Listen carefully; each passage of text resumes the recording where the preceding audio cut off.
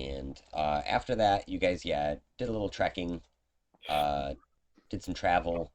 Tohan, pretty much at the beginning of that session, you were picked up by a large hell wasp and carried off, only to make cameo appearances throughout the, like when they did like a long rest overnight. You flew in front of the moon fighting one of these hell wasps, like in silhouette. Um, It was magical. yeah, it was a very like Don Bluth moment, I feel like.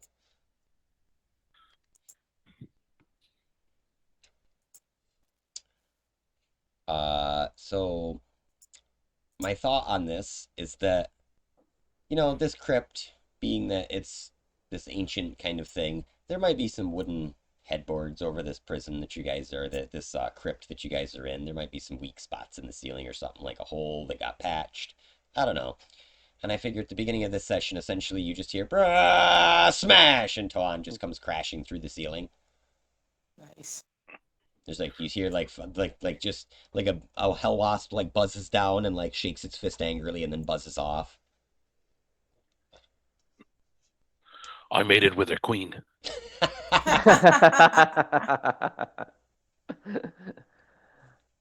Okay. Okay, then. That is storytelling at its finest. I can't wait to see the outcome. 6 months from now, Daddy. Murder lizard wasps. Yeah, that needs to go in my notes. All right. Yeah, please.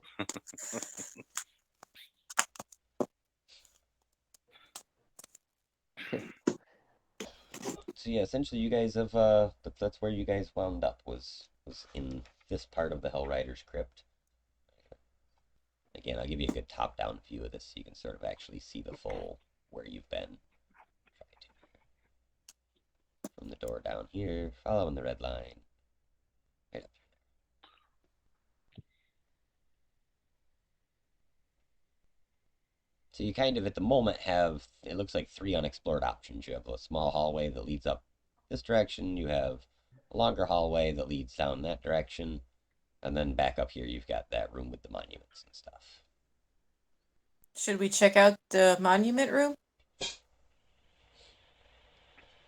It's been a while since we pushed over a statue. This is true. Hang on 1 second, guys. I'm gonna grab a cigar.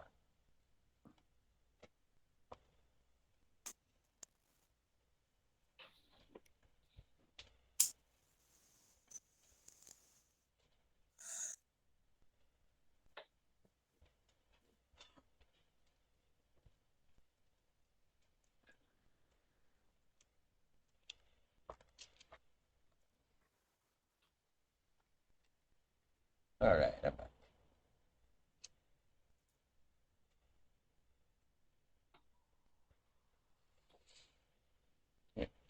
So what are you guys thinking about where you would like to go?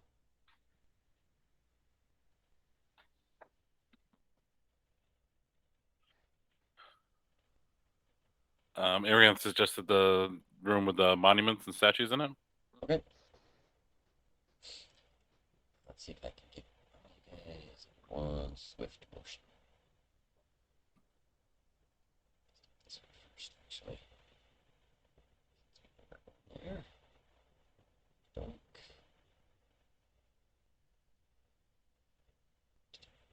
Bam.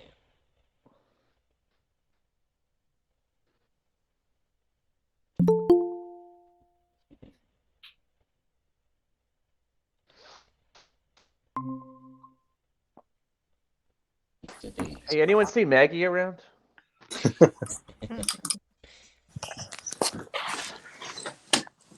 Oh, here she comes. There you go. I lost track of time.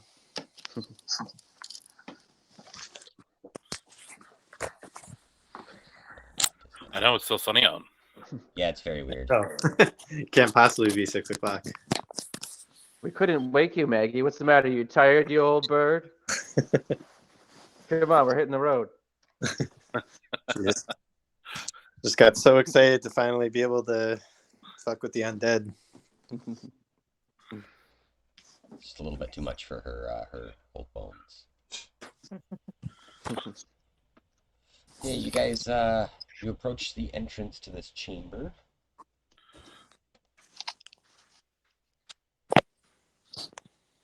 can see that 4 memorial steels stand in this hall, each engraved with hundreds of names. A legend etched at the top of each steel reads, in the common tongue, "Here lie the fallen, may their souls echo here until the end of time." Adorning the wall across from the steels is a carved relief showing a solemn blindfolded angel on the back of a mammoth with feathered wings. The mammoth is reared up on its hind legs, and the angel holds her sword high. All around them are broken bodies of fallen knights and devils.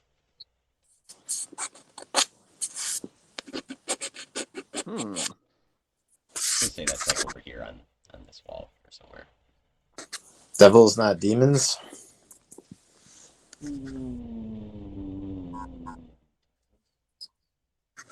It says devils. That might be an oversight. yeah, it could be. Well, I mean, devils What do you want it to existed. be, Zach? Devils existed prior to this, so I'm gonna go with it's just devils. Yeah. Cool. Aaron looks around and starts searching for any clues to the whereabouts of what we're looking for. Okay. Where do you want to search? Do you want to search like the relief carving or on the steels themselves, or? I'll start with the carving and work my way around. Okay.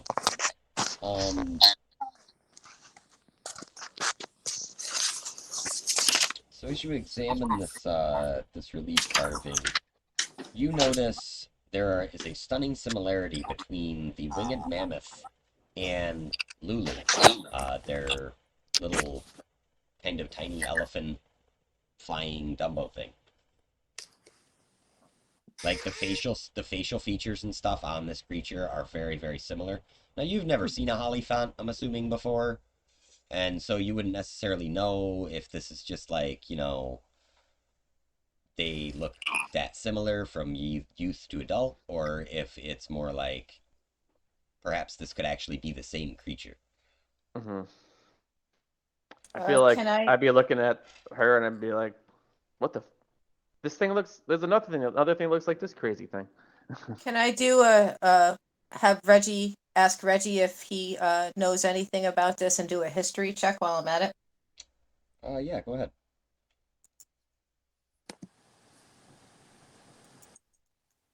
Ouch. I did shitty. 11. Reggie tells you that it is part of the legend of Zariel, when she first came to wage war on the devils and demons of hell, that she rode a mammoth as a mount, a flying mammoth. So it seems like this is a relief carving of Zariel before she turned to the service of Asmodeus. Gotcha. And Lulu, do you know anything about this? Lulu is kind of looking up at this carving, and she's just got tears in her eyes at this point. She's like, she kind of just whimpers, "I wish I could remember." One of her compatriots pats her on the back. "It's okay, Lulu. I'm sure your memories will come back." And the sword that Zariel is holding is definitely not her sword. It's just like a carving of the sword. Yeah, it's not like a real sword or anything. It is just Okay. part of the relief carving, it looks like. I guess that'd been too easy. is there anything around the statues that indicates anything? Make me a DC 15 dexterity saving throw as you examine the nearest statue.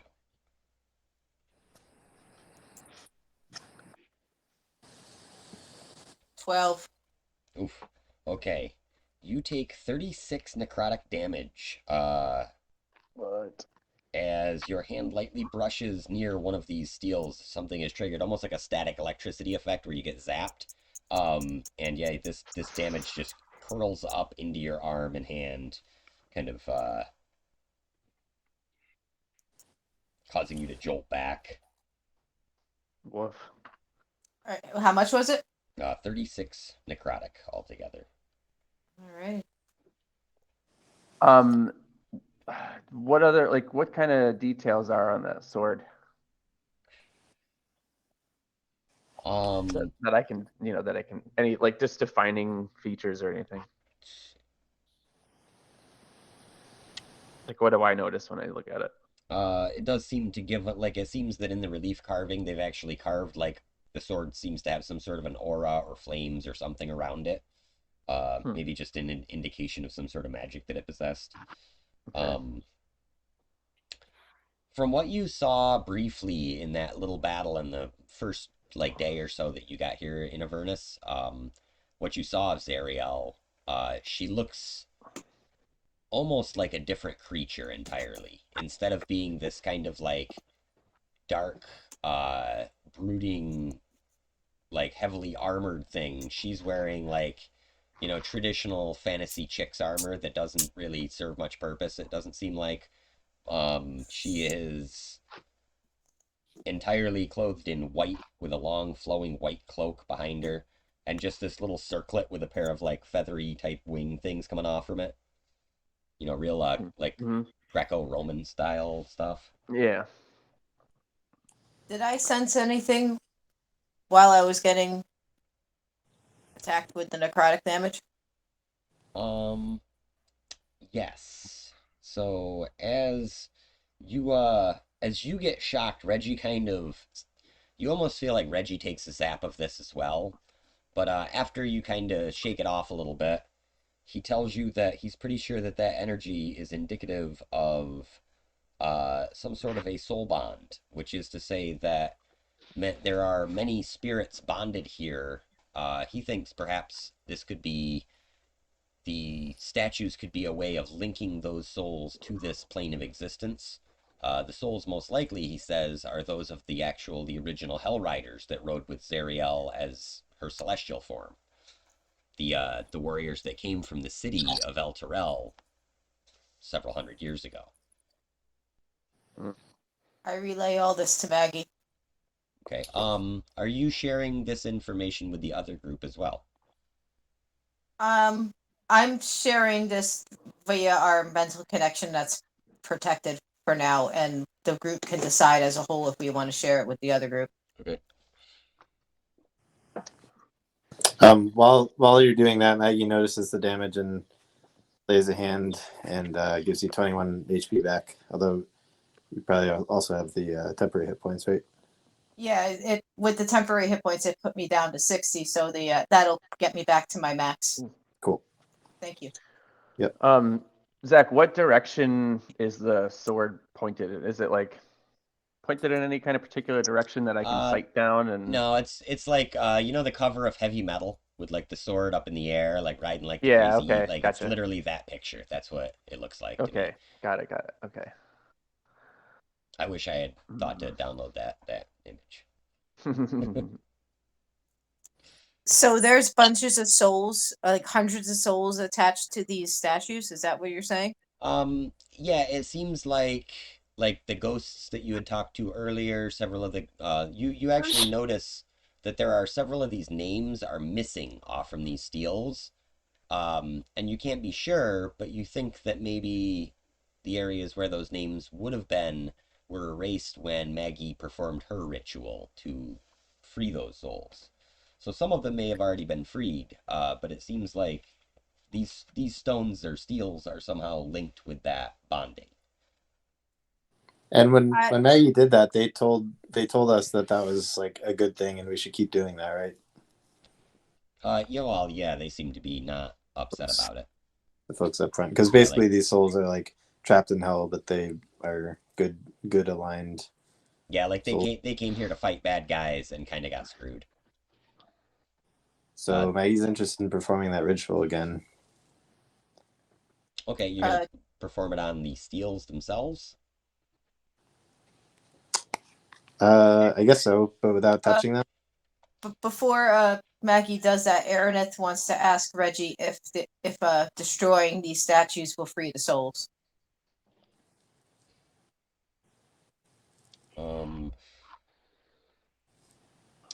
Reggie says he can't be certain that destroying the statues would free the souls, but he says that there's probably a good chance that there's something along those lines. Like it seems like there's definitely a link, a physical link between these souls being bound here and the existence of these statues. He says perhaps there's a secondary enchantment somewhere in the dungeon linked to this. Can I do an Arcana check? Sure. What are you looking to discern? Where the link might be, and whether if I can discern through my own magic if destroying the statues is a good idea. Well, for a location type thing, it would have to be maybe like a detect magic spell. But well, I'm sorry. Let me just start with if destroying the statues will solve our problem. Okay. Yeah, go ahead and roll me an Arcana check. Maggie will give you guidance on that too. Actually, D4. Oh my god! Got a freaking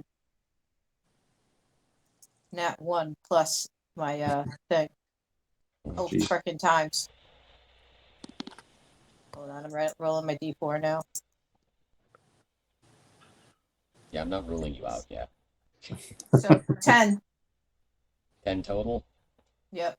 All right, so you kind of come to the same conclusion as Reggie. You have no way of telling for sure if the destroying the steels alone would be enough to free the souls. But you think that that's probably part of the equation. You think that destroying the steels, like perhaps the necrotic damage that you just took was some sort of a preventative measure to stop the steels from being destroyed, because it's going to be hard to break these things without touching them. Can Maggie do a religion check to see if this seems like a, basically these souls are bound and need to be freed? Yeah, give me a religion check and I'll let you know what you know. Jeez. 8 without guidance, but let me get that guidance in there. 9.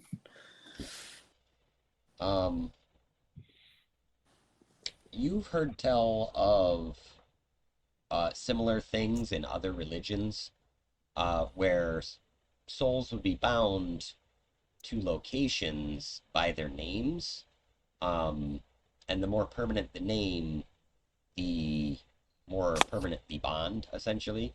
So you think that the fact that these are carved in stone is important. You also know that oftentimes these types of enchantments would involve some sort of a journal of all these names that took kind of precedence over the actual stones themselves as like a backup. Okay. So she's thinking maybe the performing the ritual here won't matter without that journal. Yeah, like maybe you've got to find whatever it is that's key to that necromantic magic, get that shut down first and then be able to destroy the stuff. You might have a chance. Sort of you and Arianth can kind of piece that together, I think, between the two of you, like with what you would know about magic and you would about religion. Okay. Maggie makes that recommendation that we leave this alone for now and keep an eye out for that journal. Aranith concurs. And the members of the other group could kind of fill you in a little bit here. They could tell you that the hellriders, as far as they are concerned, were always told to be a brave group of warriors that followed Zariel into Avernus from the city of El Terrell. That she came down from Mount Celestia to El Terrell in the Forgotten Realms and said, hey, I need a bunch of badass motherfuckers to go into hell with me. And they were like, yeah, we got you. And they all went. The reason that they know this story is because about half of the hellriders supposedly survived and returned from the trip. What they have come to learn in their travels through Avernus is that it appears that those hellriders that returned had actually betrayed the majority of their force, and Zariel included, and had abandoned them. So it's just more food for cannon. That's all. You guys kind of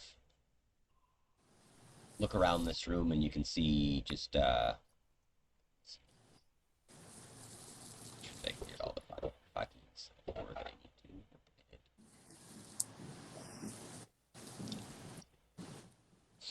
You kind of see what appears to be just very basic furnishings outside of these steels. Maybe a few little end tables with some blank parchment on them, or some dried up ink or something in a pot.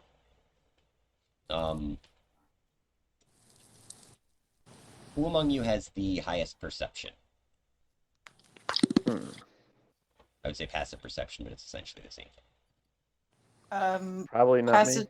me. I have 15. 15. 15. Okay, that's high enough. Right. You guys notice a draft coming from this upper wall here. We got a rogue in that other party, right? What's that? Yep. You want him to try and check around that area? See if you can Please. see where the draft is coming from.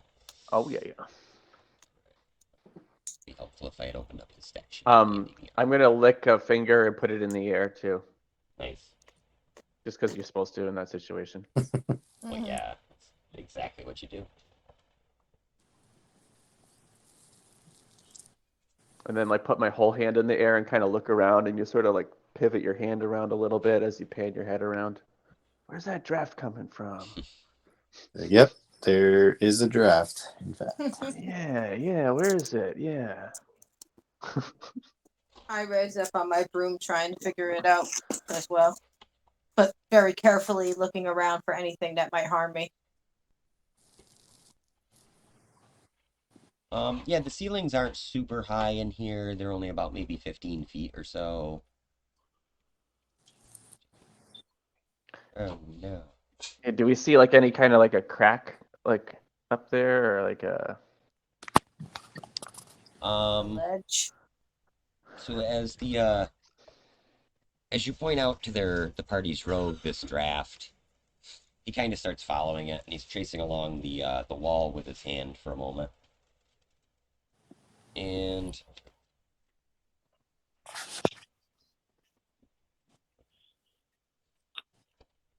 he eventually finds a small mechanism that unlatches a door. As this door slides open, you see what it appears to be just a small room, about 15 feet on a side. And in this room is just a few bookshelves and a table and a book that sits open on it. Hey, someone else should totally open that book, see what it's all about. There are 7 other of these same journals sitting on one of the bookshelves. The book open? Yes.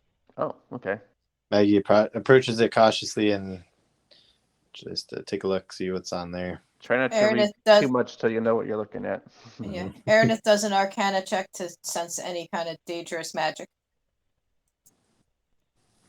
Oh yeah, do we have a detect magic? And I got a 22. Okay. You don't detect any dangerous magic on this. You do detect a similar magic to the steels, but you're pretty sure that it's the magic like the soul binding type, not the zappy necrotic type. Can I focus upon where if that magic is coming from? Which book that magic is coming from? It actually appears to be coming from all 8 of them. All right, Maggie's ready to do this ritual. Okay. As you kind of lean over the book, you notice a couple of passages, and this draft seems to be coming from we'll say like 6-inch hole in the ceiling of this place that just seems to be poking out into Avernus, and the hot wind of the outside is kind of pushing its way into the cooler crypt somehow. That probably doesn't fit with the Coriolis effect, but whatever, don't worry about it. So the first passage that you notice is speaking on one Heruman, talking about how he is apparently a heartless man, bereft of compassion. even though he was once thought a brother. And this breeze kind of flips a few more pages of this book, and the next passage, it seems that the author is mourning the death of his fallen warriors, and feels powerless to help them. And in the same passage, the author speaks of one General Yael, whom he clearly respects and seems to adore, as a matter of course.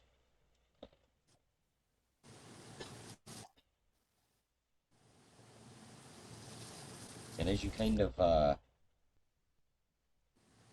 we'll say that, the book continues to kind of flap its pages just a little bit in this moment. And as it reaches the very last passage written, this last passage describes how the author, rather than face damnation at the hands of the devils here in Avernus,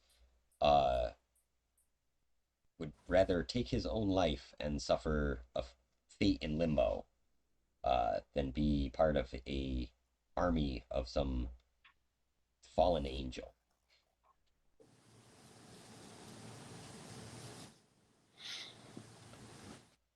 And then in a script just below this, like maybe a couple of inches down, what appears to be written in a much more scribbled, kind of scrawled and angry looking handwriting is just one word: damnation.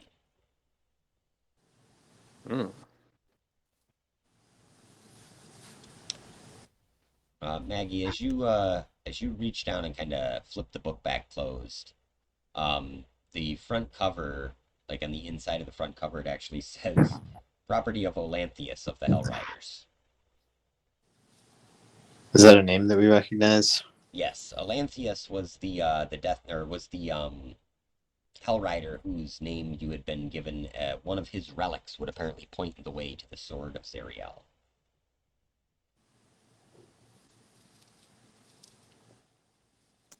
So could this possibly be?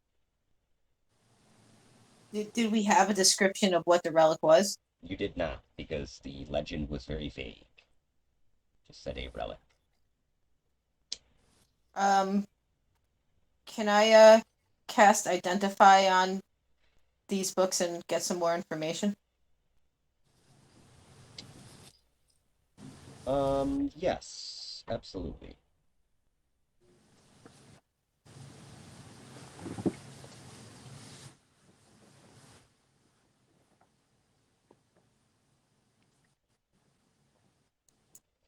Right, so as you cast the Identify spell,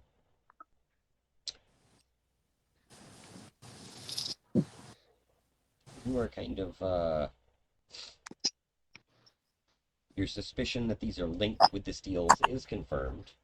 It seems like you when you see this, you actually see it as almost like, kind of, you can see this like line. I don't know if you've ever seen Donnie Darko, but it looks kind of like that, where he's got like the crazy weird line that he's following.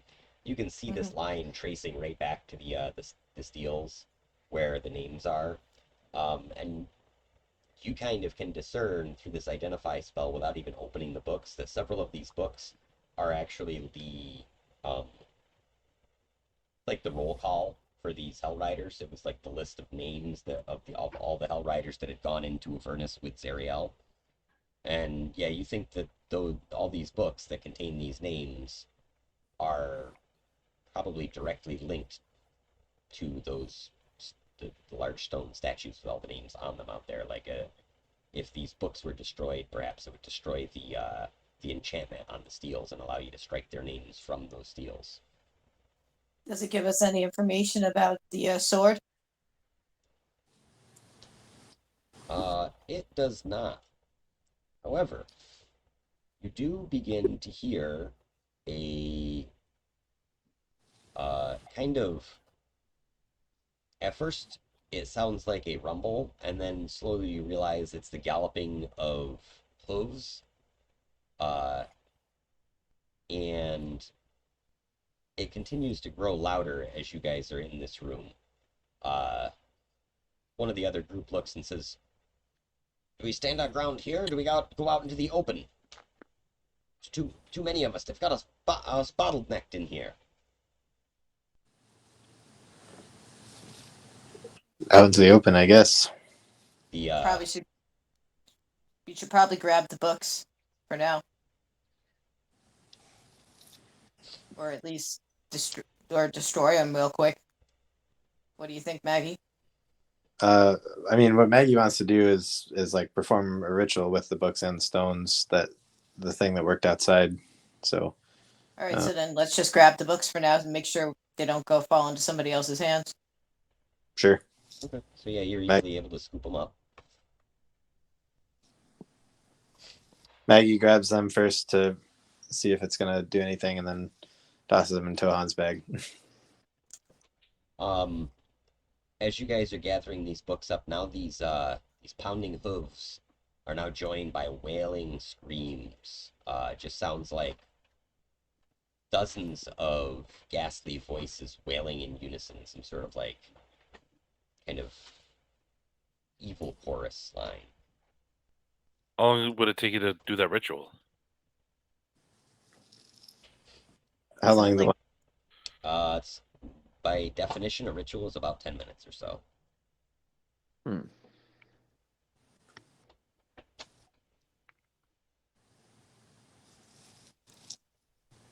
How far away are these things from us? It's kind of hard to tell. It seems like whatever it is, it seems to be in the crypt with you, approaching rapidly because it's just getting louder and louder. We might be better off getting into open and dealing with it first. Yeah, that's probably necessary. Sounds good. Yes. Whereabouts would you like to position yourself in this room with these steels? Probably kind of where they are makes sense, right? If something's gonna come through that passage. Yeah, there seems to only be the one passage in and out of this room. Yeah, I mean, Are we concerned about being pushed into these steels and having necrotic damage? Is that going to happen every time we touch them? You think probably until those books are destroyed, yeah. So we might want to get out of this room and face them out there before they push us in here. Well, what if we like get off to the side where they don't see us and like distract their attention like down into the corner of the room there, and then we like slip out? Like we could That would create a sound over there or something like that. That they go to investigate. That would depend on how many there are. True. And what they are. I was gonna say you can only come out as a couple at a time. Right. Well, we can stand our ground there and let them bottleneck in. Yeah, squat up on either side and just like kill them as they come through. Yeah, I mean I'll post up right in the front there. I'll float up behind you guys. Johan, you take one corner and I'll take the opposite corner, and then we can just have squads on either side there. Assume I'm up above near the ceiling, like but back so that I have a good view of the door and what's going on. Maggie will be closer to the front than normal too, like maybe right behind Tohan or something, because she's got the turn on dead thing. So depending on what comes through, might be able to take a bunch at once. In a mingle. Maybe we can have Umbra ready to portal them somewhere else if it gets overwhelming.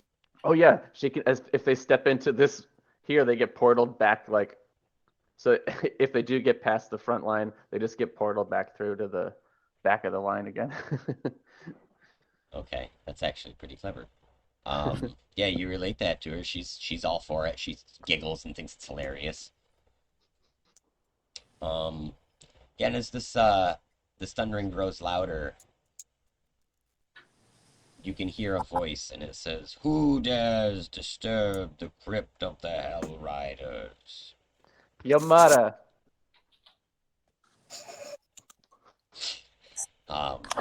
And now this thundering hoof sound is all on top of you. The wailing screams are on top of you. And through the walls all around you come several ghosts, similar to the ghosts that you saw in the other room. However, these particular ghosts, as I said, seem to apparate directly through the walls, coming out behind both of your squads on either side. Maggie says, "I am Agamemnon, cleric of Hestia, and we have come to free your souls." Yeah, Maggie. Ghost down. Shrink the ghost down. That's a big ghost.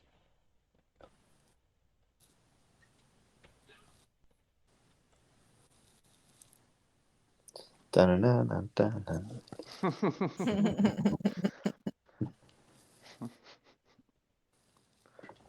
Three Busted ghosts. makes me feel good. And with the appearance of these ghosts thundering into this tunnel,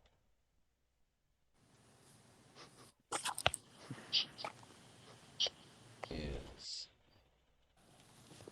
what can only be described as a death knight. The man clad all in the sigil of El Terrell, much as the knights were outside that you had seen. Actually, getting me into this corridor here, because I still have to put other stuff out too. All right, Maggie, it's on you. Convince him.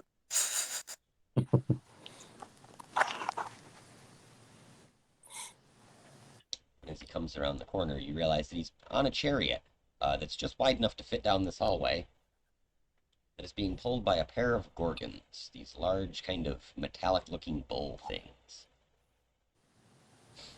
And they come blasting into the room at top speed. Let's shift over to my encounters thing. Ba-bam!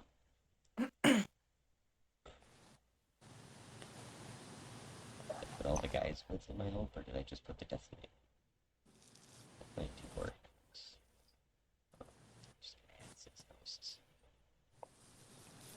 Is it alright to look those up using the Eye of Agos? Yeah. Yeah, it would work on all these guys. These are all like mid-level bosses. They're not anything special. Like Right, the Death so- Knight's pretty nasty. It's not going to be necessarily a super easy encounter, because I even included all of. Did I? No, I didn't. I only included your guys' characters. So it says deadly, but I don't know how it's going to actually go. Just add the ghosts in, because I had those separate encounter boost. The Canadian ghost. Yeah, Goose. the ghosts. It's just a bunch of ghosts, eh? Ooh, sorry about that. 6. 60 ghosties. Maggie's Eye of Agos is telling her it's immune to necrotic and poison damage, exhaustion, frighten, poison, magic resistance. That sucks. It can marshal undead, and it's a spellcaster. Would you guys like me to auto roll initiative? Sure, I get advantage on initiative though. I don't know if it does that. I don't know. It gives you initiative bonus plus 3. See if it does or not. Well, you got a 23, Tohan, so that's pretty good. That's probably pretty good. See, that's a natural 20.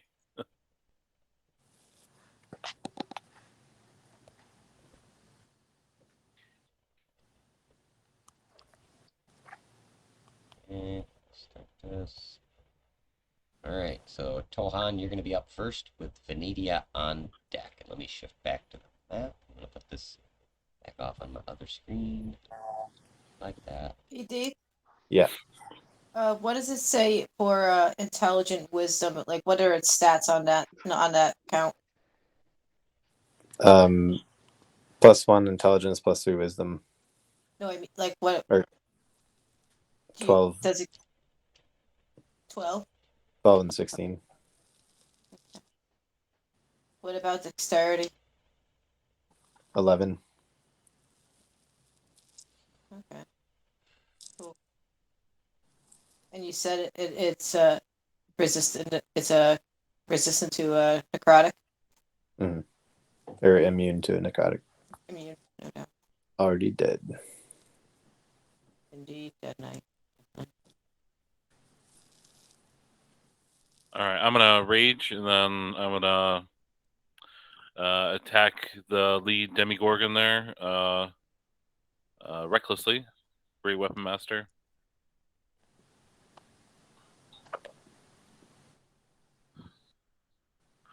22 to hit.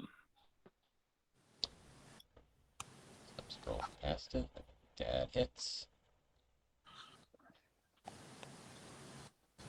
Okay, so that's 2d10.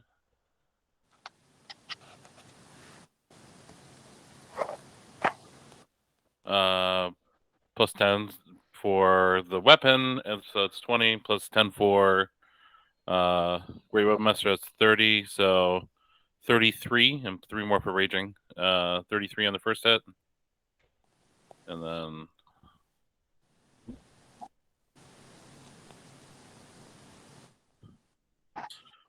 yeah, 24 on the second to hit. Still hits, yep. Yeah. AC is 19. It's being projected into your mind by Reggie from the Eye of Agos. It's a nifty little uplink. 34 damage on the second, so 67 total. Alright, so this thing looks bloodied already.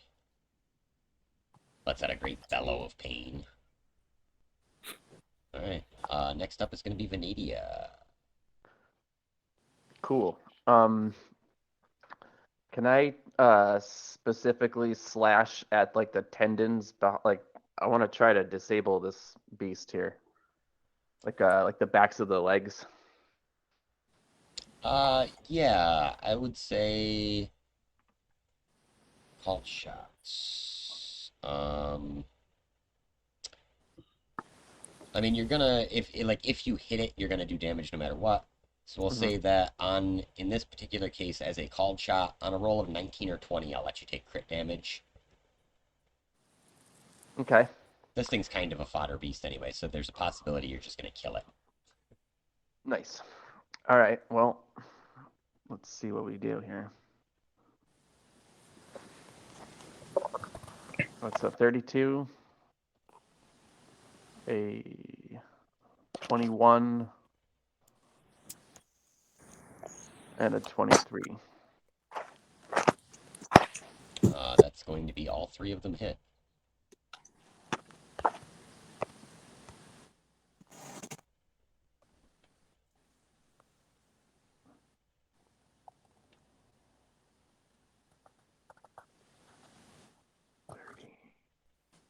Was that 42 damage? And then which ones did you say would be crit? If it was over what? If it's over 19 or 20 for your Oh, so that'll be attack roll. probably all of them then. So then plus what is that? Well, I'm sorry. I'm kind of was meaning like the natural roll being a 19 or 20. I don't know if you had 19 or 20 on any of them. Oh, that's right. Yeah. You rolled an 18. That's your best. 18 was my best. Yeah. Okay, so you wouldn't get the crit on Yep. any of them. But Yeah. So that's I think 42 damage. 42. All right. So yeah, this thing has 5 hit points left.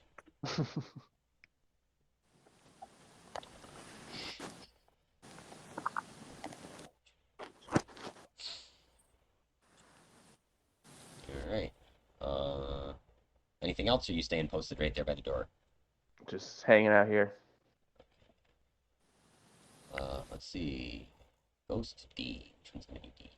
So A, B, C, D. Ghost D is going to make a move to go after you, Maggie. What's Ghosty gonna do? Let's see.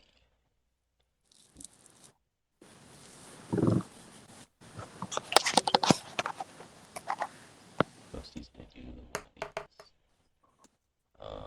That's crap. Doesn't hit you, Maggie. Nice. Okay. Next is going to be Gorgon. This is the Gorgon behind you guys, so he can't really get to you yet. Death Knight. He is coming in. What's he gonna do? Oh, why not? He immediately hurls a Hellfire Orb. Let's see. Where does he hurl this Hellfire Orb? Probably right square in the middle of everybody. Oh, there. 20.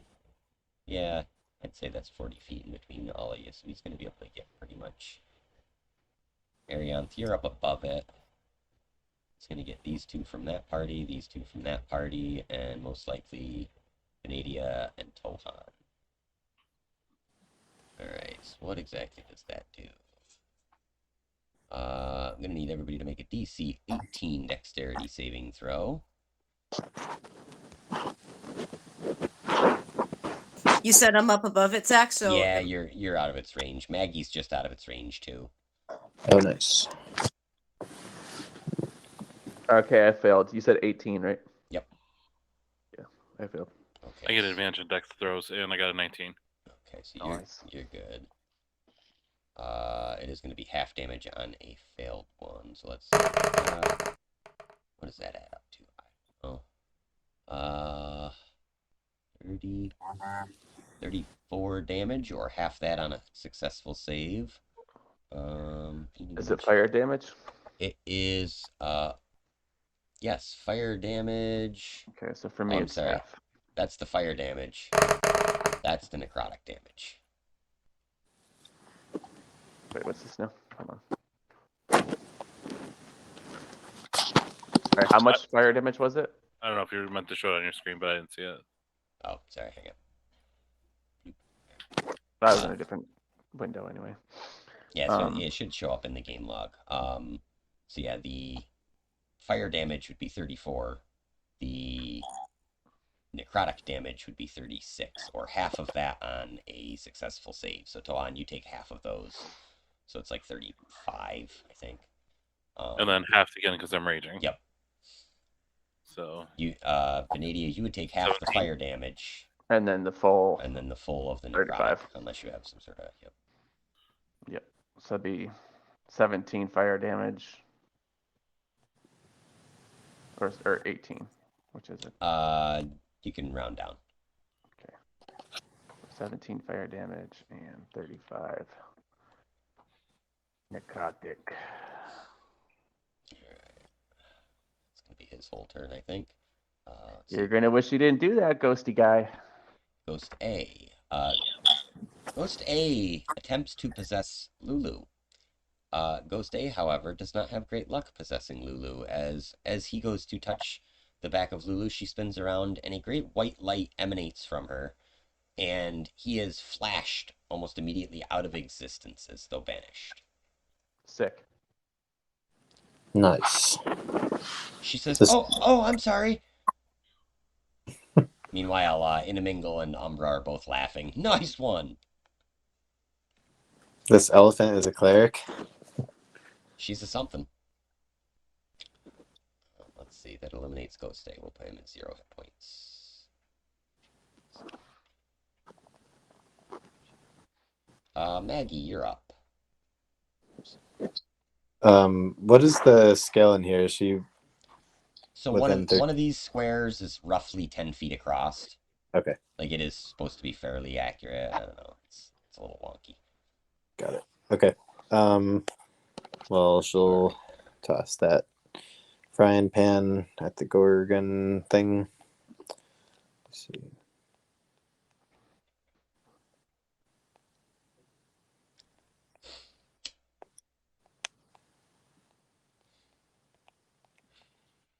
All right.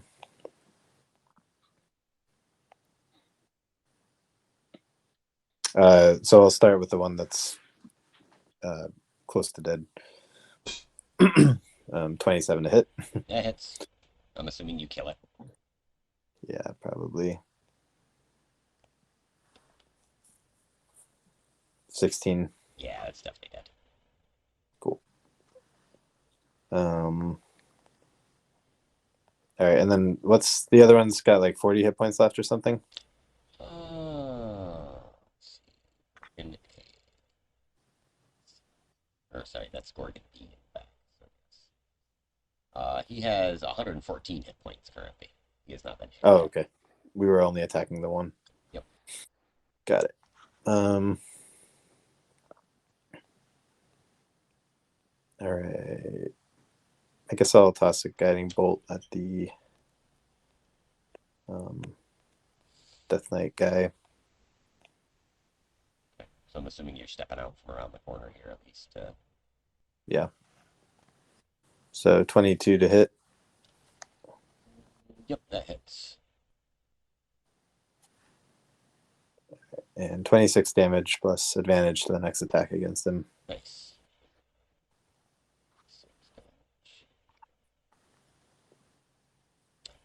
Doesn't seem to phase him too much.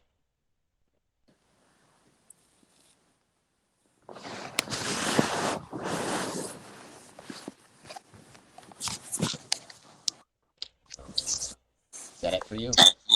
I guess she'll back up out of the direct line of sight of the Death Knight. Okay, back towards the ghosts. Yeah. I mean, just basically where she was. Just snap shooting around the corner around Tohan. Jump up Exactly. on Tohan's shoulders and fire off a guiding bolt. Let's see, Ghosty C, ABC. Ghost C moves up, tries to possess. What the hell is this guy's name? Our buddy here.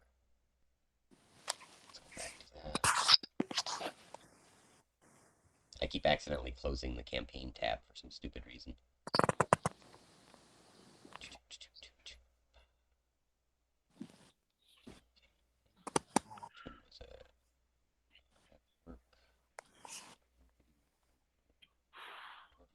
That was it, right?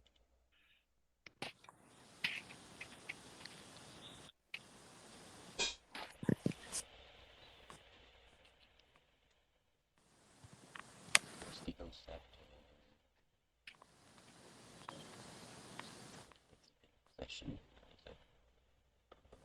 DC 13 Charisma saving throw. The Stork is going to attempt to make.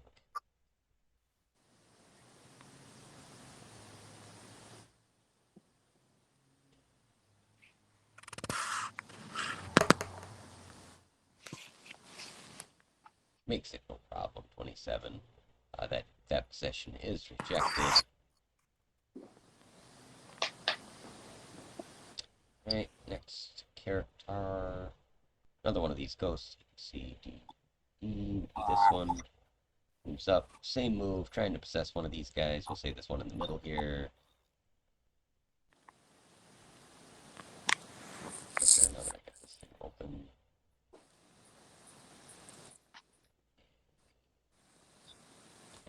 Sorry.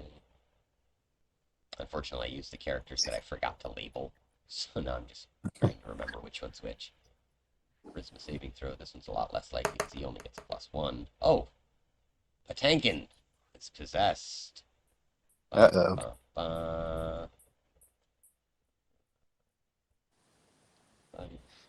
Mandy Patinkin is possessed? Yep. That's literally who he's named after. Nice.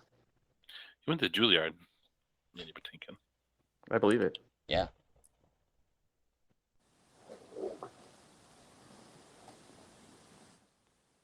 My dumbass is realizing that I didn't apparently include them in the initiative, which is real stupid of me. So we're going to say that this group goes now. Oh, that's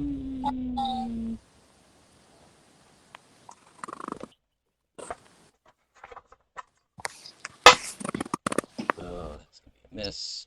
So the Dwarven Cleric takes a swing at the ghost that tried to possess him. That's a miss. The half-orc rogue is going to try and attack this ghost back here. That's a hit. Doing a bunch of rogue stuff. Probably does bunch damage. We'll say that one's bloodied. It's about half down. And waving NPC combat. I think it's possessed.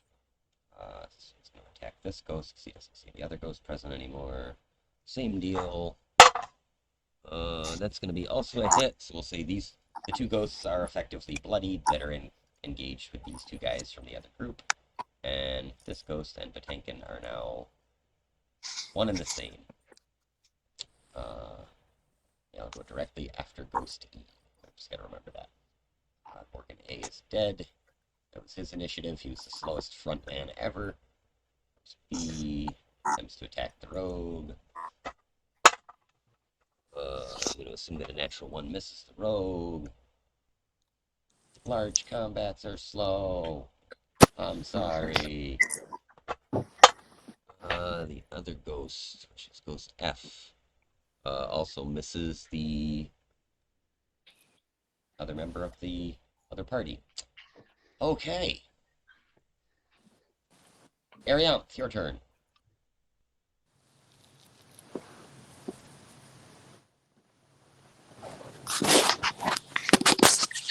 You're muted, Jen. I'm sorry about that. What is the name of the monster that's pulling the chariot again? That is Olanthius, the Death Knight.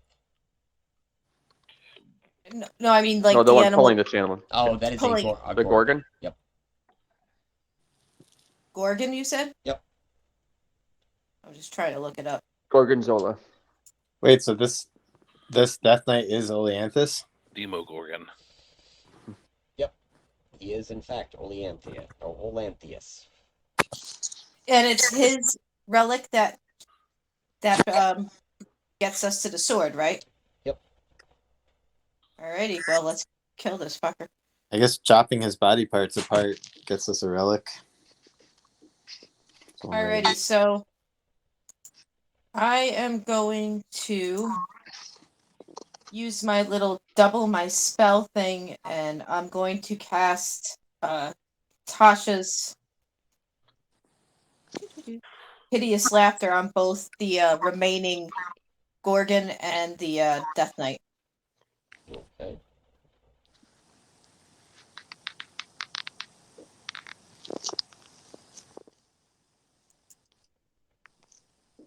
Wisdom saving throw.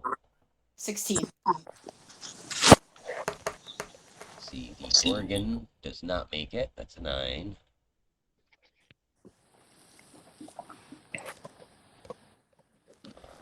Death Knight on the other hand gets a +9 to its shit. That's a 24 for the Death Knight, so the Death Knight makes a save. The Gorgon, however, does not. Alright, and then with my bonus action, I will give Bardic Inspiration to Vanadia. Okay, is there damage with Tasha's hideous laughter too? No, it just Thank you for that, incapacitates them. Incapacitates him. Okay. So now you're listening to what is essentially an angry metallic bull snort and laugh and kind of slam its head back and forth. I don't know what that looks like. That's got to be hilarious. It also means we can't. If I think it breaks it if we attack them, right? Yeah. No, it just gives them a chance at a saving throw. Okay, It gives them advantage on saving throw. gotcha.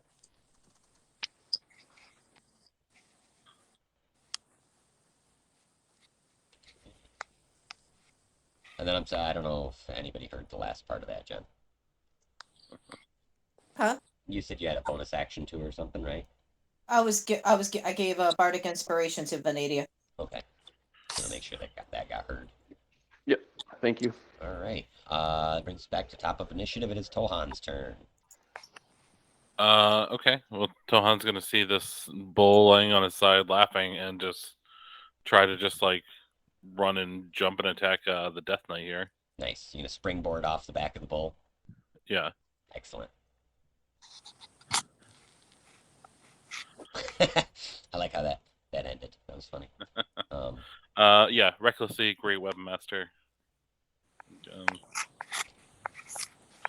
I'm sure that's gonna hit. That's a 31. 29. Damn, I gotta stop giving advantage right before Tohan attacks. Just totally useless. Ooh, and that's full damage. So that is 43 on the first hit.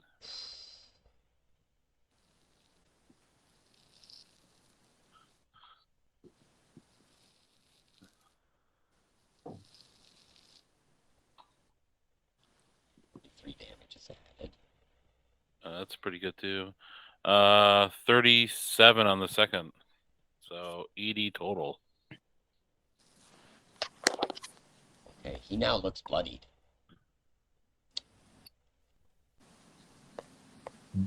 I need your bones. He says, "How dare you defile the crypt of the holy hellriders? What master do you serve?"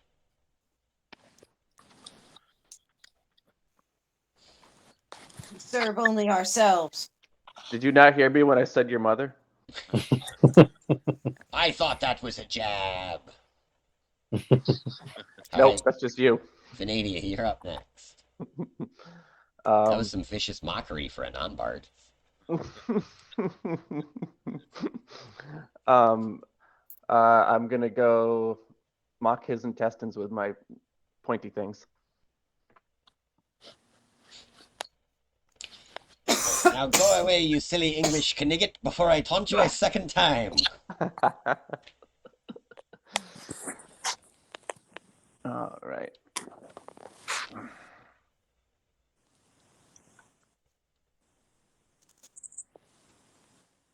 That's a hit. The second one is not a hit. The third one is a hit. Okey-dokey.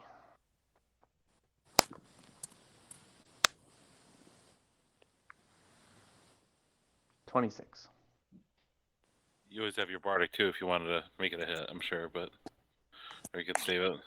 Yeah, might save it.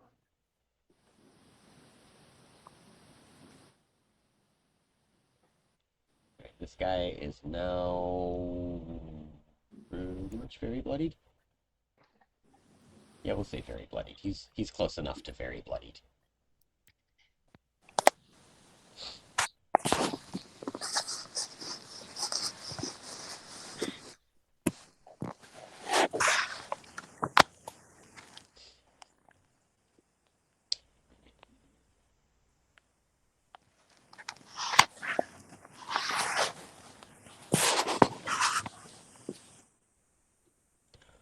Let's see,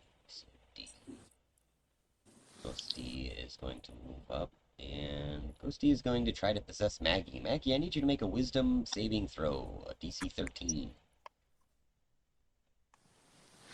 All right.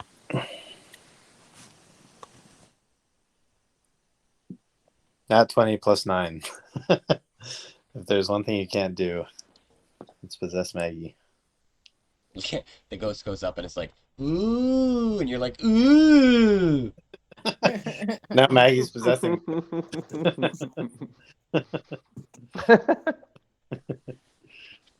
The ghost starts making bacon and eggs.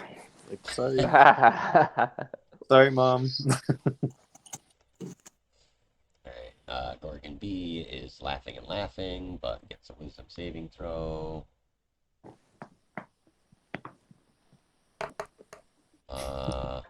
Oh, 21. Alright. The Gorgon is up. I believe that is its action for its turn, though, right? Yes. Good job, Gorgon. Not very close to anybody. Reach or anything? You probably don't. Go ahead. Alright. Gorgon kind of looks embarrassed. Like, I don't know what I thought was so funny. You just killed my friend. That's nice.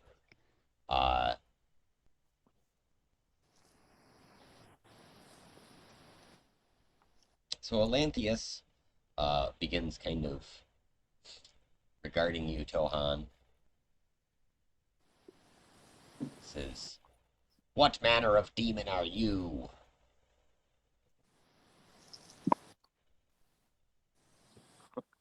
I have no idea how to answer him, so I just don't. Maggie hears this and yells to him, "I am a cleric of Hestia. We are here to free your souls." Okay, give me a second, buddy. Make me a persuasion check, Dave.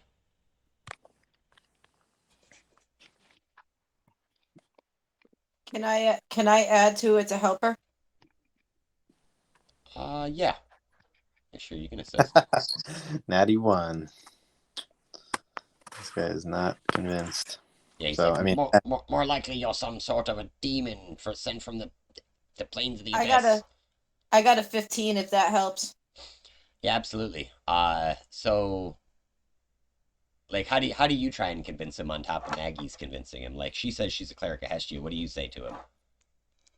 I say to him, we are here to bring the soul's peace and return the sword of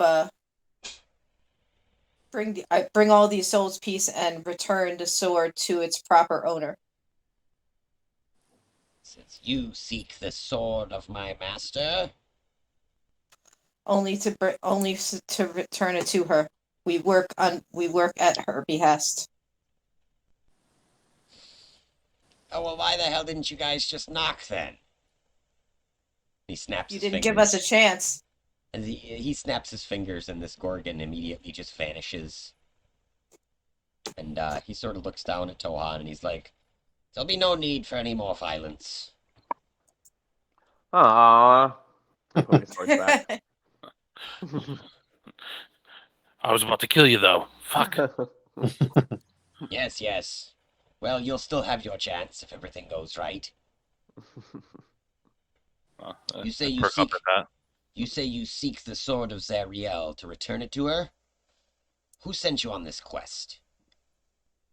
I named the person who originally sent us. Maggie? Mad Maggie. Yeah. That one has her own machinations, no doubt. Regardless, though, tell me what you know.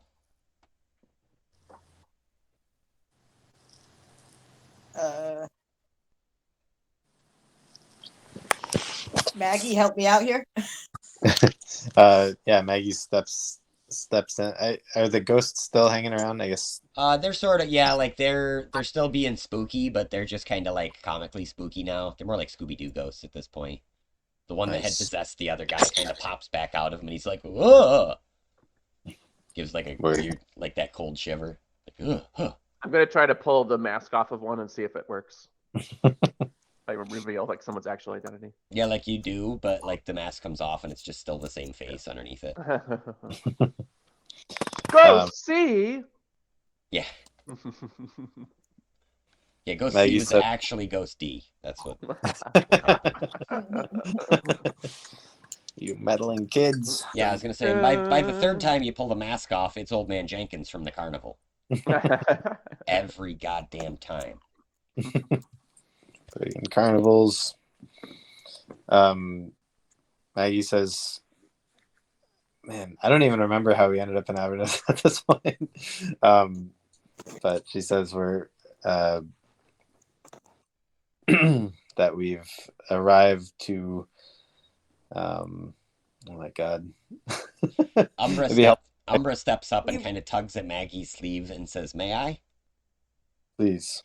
She says, "You see, these primes wound up in Sigil. Do you know where that is?" And the Death Knight stares down at this little girl, and he kind of looks at her for a moment. He nods slowly. She says, "Yeah, so they wound up in Sigil, and then we were kind of supposed to go on this like field trip. My dad didn't really want me to go, so then we decided we could. I decided we could anyway. So we all went, and we were supposed to go watch these Modrons because I thought it would be neat. But then we somehow wound up here because something went wrong when we were in this other town, and it was not really a great time. But then we came here, and it was kind of fun at first, but now it's getting kind of boring again. And now I really think that I want to go back to my dad, but I don't think we can go because I can't get us back there on our own. So maybe your boss can help us." And he kind of looks at her, and then he looks at you, and then he looks at her, and he goes, "What the fuck is she talking about?" I turn to him and say, "Look, I'm also looking for. This whole thing came about because we are trying to get the blah blah blah before that other demon does. And in order to get that, we need to help find the sword. And in the process, Maggie wants to release these souls because that's what she does." Okay, so you tell him about the Wand of Orcus? Is that the blah I- blah I- blah you're referring to? I don't. I call it. Yeah, I call it the wand of. I call it whatever the demon's calling it. Yep. Okay. Not to like call it. Not Yeah, to like. you don't let on that it's part of the Rod of Seven Parts. Gotcha. Exactly. Okay. He says, "Yes, I've heard tales that Orcus has been sending scouts here from the Abyss. He's a powerful foe, one that even Zariel herself has had trouble conquering. If he's involved in this, no doubt It can only get worse. And as he kind of is surveying the room, finally his eyes fall upon Lulu. And he says, "You. I haven't seen you in 2 centuries." And he slowly kneels down with his sword pointed towards the floor in the same pose that the knights outside were. And Lulu slowly comes flapping over to him and says, "I'm sorry, do I know you?" And he says, "You once led the Master's charge in battle, and were a fierce warrior. I know not how you came to this state, but be reawakened." And he reaches out one hand and just gently touches Lulu on the forehead. And when he does, there's a blinding flash of light, because I don't have very good story mechanics. And as this blinding flash of light occurs, Lulu suddenly says, I remember everything. I remember where the sword is. I remember... Oh. And she looks so sadly now at this Death Knight, and he kind of drops his head even a little bit lower. And he says, I am sorry for what the riders did. Those that fled suffered us a great dishonor. And when Zariel chose to pledge her allegiance to Asmodeus, the prince of the devils, even those of us that took our own lives were sworn to fealty in undeath. If it is true, if you know the location of the sword, and you can return it to her, I believe that you can revive the inner Zariel, the celestial that lives within her still. She has kept me here as a servant for all these years, guarding this crypt and doing her bidding on the plane of Avernus. I would have that no more. Burn my journals, destroy the steels, free my men's souls, and wreak vengeance upon the lord of this place by freeing his general from his grasp. And he just looks up at all of you. The other group is like looking all like, yeah, we're gonna fucking do that. Yes. They're into it. I ask him if he knows of any information about the wand that could help me. He says, there is only one man who is wise enough to know the location of such an object here in Avernus. I will give you his name in a second as soon as I find the right page. He says he leads the Wandering Emporium. It's Rakasha, I think. The Emporium.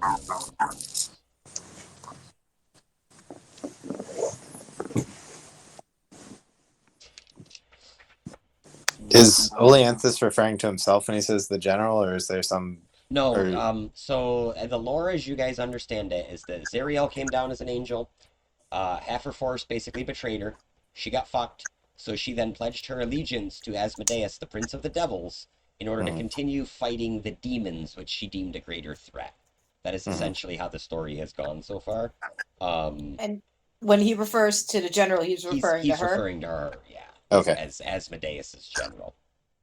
Mm-hmm. He tells you that Mahadi the Rakasha, who is the gracious host of the Wandering Emporium, would be able to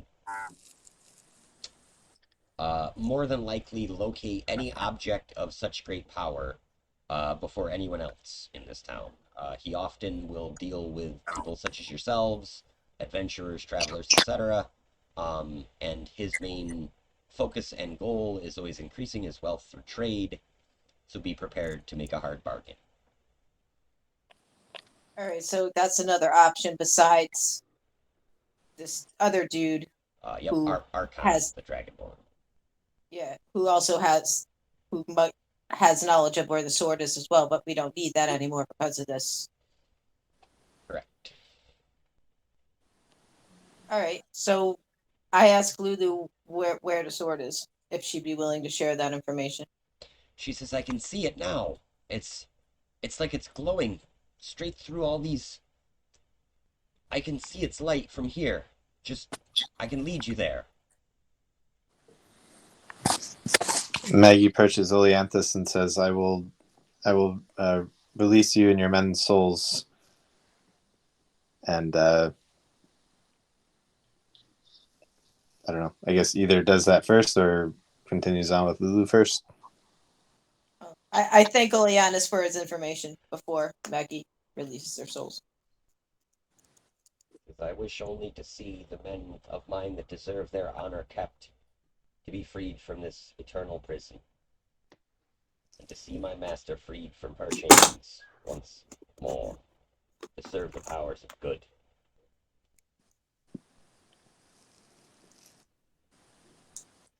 Alright, so what is your course of action? Are you planning on destroying these books like he told you, and then destroying these steels somehow? Yeah, I mean, I guess Maggie's idea is put the books on the floor in front of the statues, burn them, perform the ritual, see what happens to the statues, and what they need to do after that. Okay. As you're burning the books, Oleanthus can tell, or Olanthius can tell you that, yeah, you must strike the names from these statues. Like the names must not be on the statues anymore. Well, Arian's Right, I phone- gotcha. And then I rage and strike the names on the statue. All right. So yeah, you spend basically a half an hour beating the shit out of all these statues with your axe. Like, I picture this as being a comical montage too. You know what I mean? Like this is like it's like Hall and Oates, like we've got to move together. A candle feeds a flame. Oh yeah. That's like it's just Tohan dancing about, smashing the shit out of these statues while everybody watches. It's good cardio. Yeah. You make my dreams come true. I think that's Hall and Oates, right? Yeah, it Okay. definitely is. We listen to a lot of classics at work. So yeah, after about a half an hour of this, and as you are smashing the last few names off the statue, Lanthius thanks you as these ghosts are disappearing. You can hear just moans throughout the crypt as it's happening. It's real weird. It's like a 70s swinger party sounds. All right. What would you guys like to do next? follow Lulu to the sword. Yeah, that's what Aaron suggests as well. And if we happen to come across this emporium, which, if I remember correctly, is a traveling market. Yeah, it is more so even than a traveling market. It is a kind of randomly appearing market, I suppose you would say. It's not easy to find if you're looking for it. It's that sort of thing. Yeah, that's why I figure we'll go follow. I'm down with going to following the sword, and with the hope that maybe we'll happen to run into market on the way, but not actively looking for it. And Aranith is also wondering if if Lulu's going to bring us to this tower anyway. Okay. Lulu tells you that she can see the sword. It is hidden in what used to be a beautiful citadel to the goddess Lathander. It is now trapped, hidden by the plane of Avernus itself inside of a giant scab. And you're like, what do you mean a scab? And she's like, no, literally, it's the fucking big gross scab. It's really gross. But yes, she is more than willing to lead the way there. She tells you it's not a super far journey, maybe a half day's journey. Do we find anything in the crypt that we're in? Other than these books, not really. No. This was not a place of like wealth or anything. It seemed to be much more of a hastily constructed tomb to these hellriders. And so we don't need or like, do we need a relic at this point, or now that we've got Lulu, that's all we need? Oh, I'm sorry. Yes, when he died, he had some symbol or necklace or something that fell on the ground. Cool. Probably told you to take it. That's bad storytelling on my part. I just forgot. So yeah, you guys are able to exit the crypt, and you begin your travels yet again through Avernus.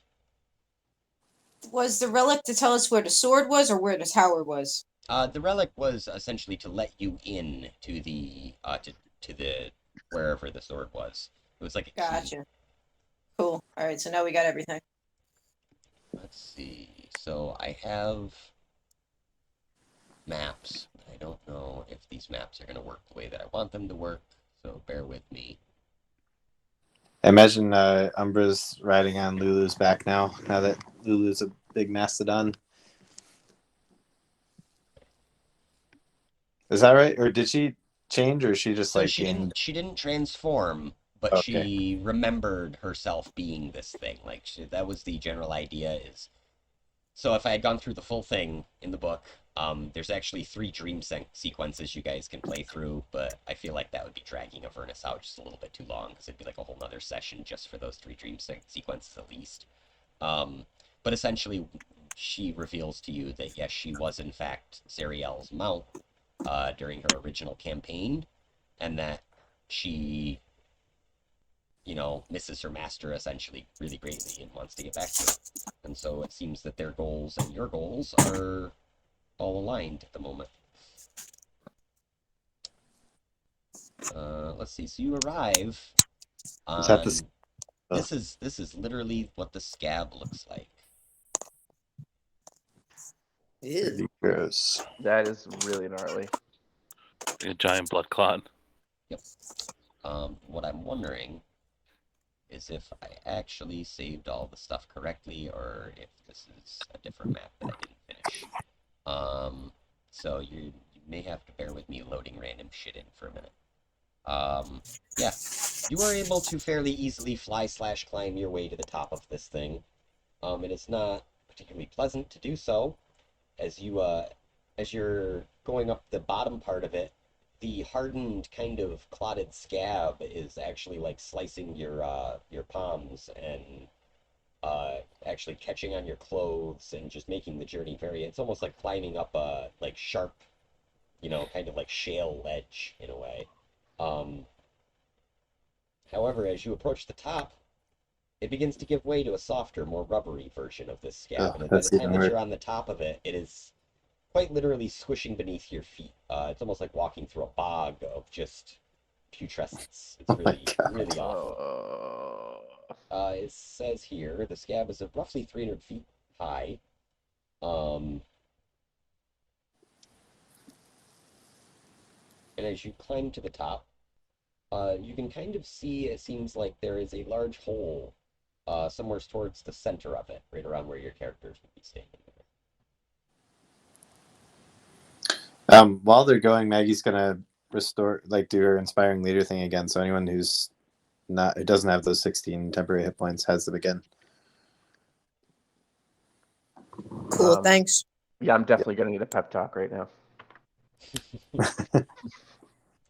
Yeah, Maggie is too. Maggie's sick of it.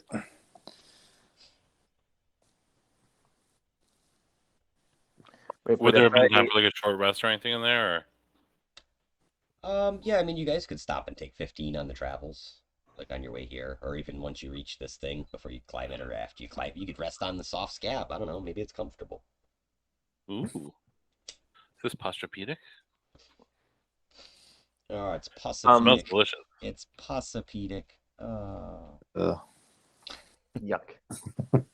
I Dave, didn't write the book, guys. I'm just elaborating. Dave, what happens if you give the inspiring leader thing and I'm not healed up all the way? Like, what happens with the temporary hit points if I already have less than max hit You points? you still just gain 16 temporary hit points, and then you'd lose those first if you get attacked. Got it. Okay. Yeah, I can heal you too. Are you like using hit dice while we're short resting? Yeah, I can do that.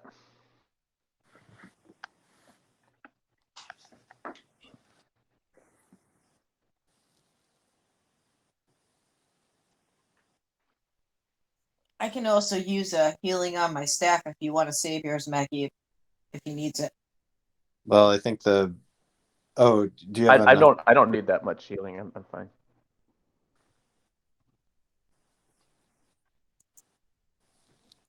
I realized I'm playing a barbarian in another campaign now, and I realized that I didn't even like know what hit dice were because I'm just so used to being a heavily armored cleric. I never use them because I'm just constantly getting healed by the heavily armored cleric.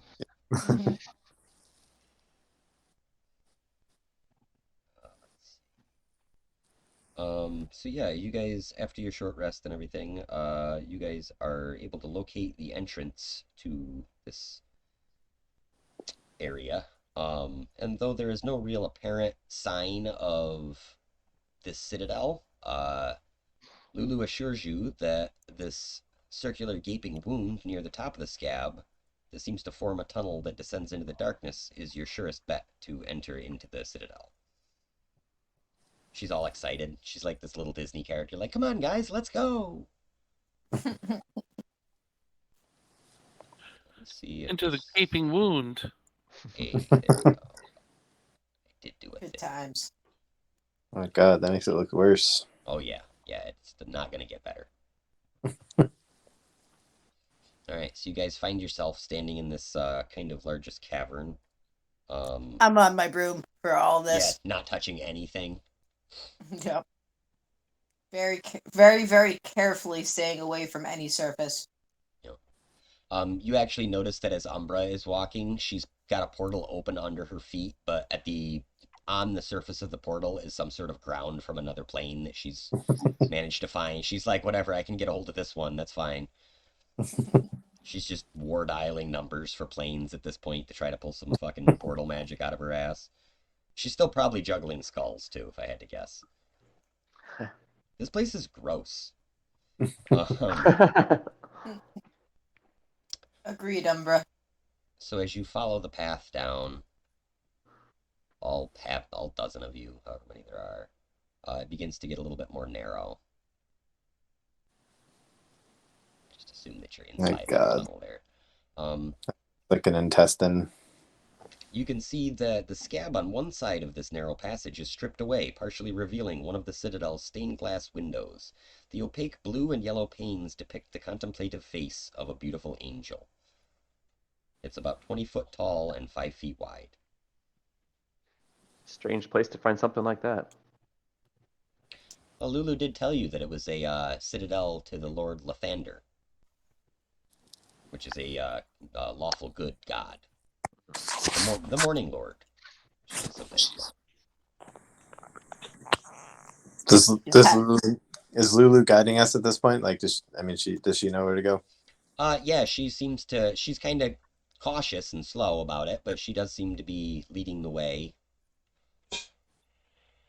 Yeah, so you guys are walking by this window. Can we look in and see if we can see anything? Yeah.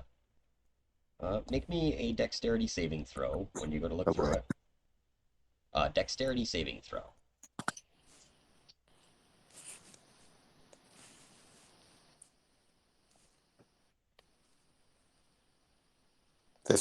16. 16, okay. You kind of are looking and peering into this thing, and as you lean forward, your hands just brush with the glass, and you can feel a radiant warmth spread through you. And knowing that you are of good alignment, you gain an additional 20 temporary hit points. Whoa. Nice. Additional? Yeah, in case you had any, that's fine. You can add them. Holy shit. I know they don't normally stack, but it's a special thing, so we'll go with it.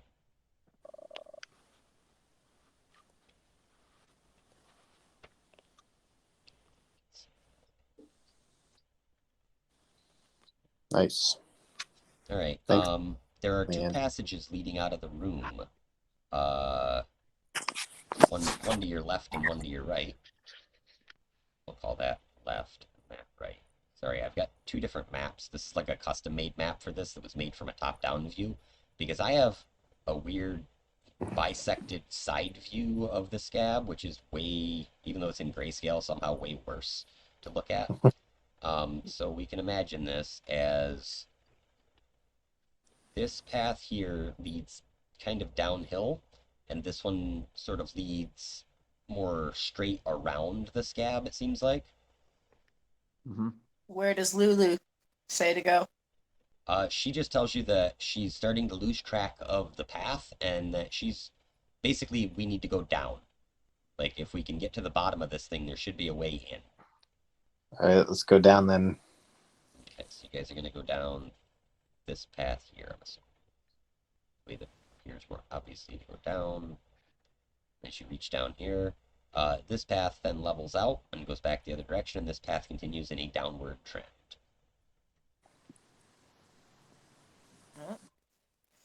Can I do an Arcana check to see if I like sense a direction to go in? Like sense the citadel or like the magic of the sword or whatever. You can try, but honestly, like, you're gonna get the same result that Lulu will, which is it's gonna make a pinpoint, like, yes, there's a bunch of this type of magic in this beeline, but there's no obvious, like, path that goes that way. Like, there's only a couple of paths in front of you, so. Does that amulet give us any indication? Which amulet? The one that we got from the Death Knight. No, it does not seem to. All right, keep going down, I guess. Yeah, I think so. So, Go see the puckering of the intestine. now I get to figure out which one you're on. Upper.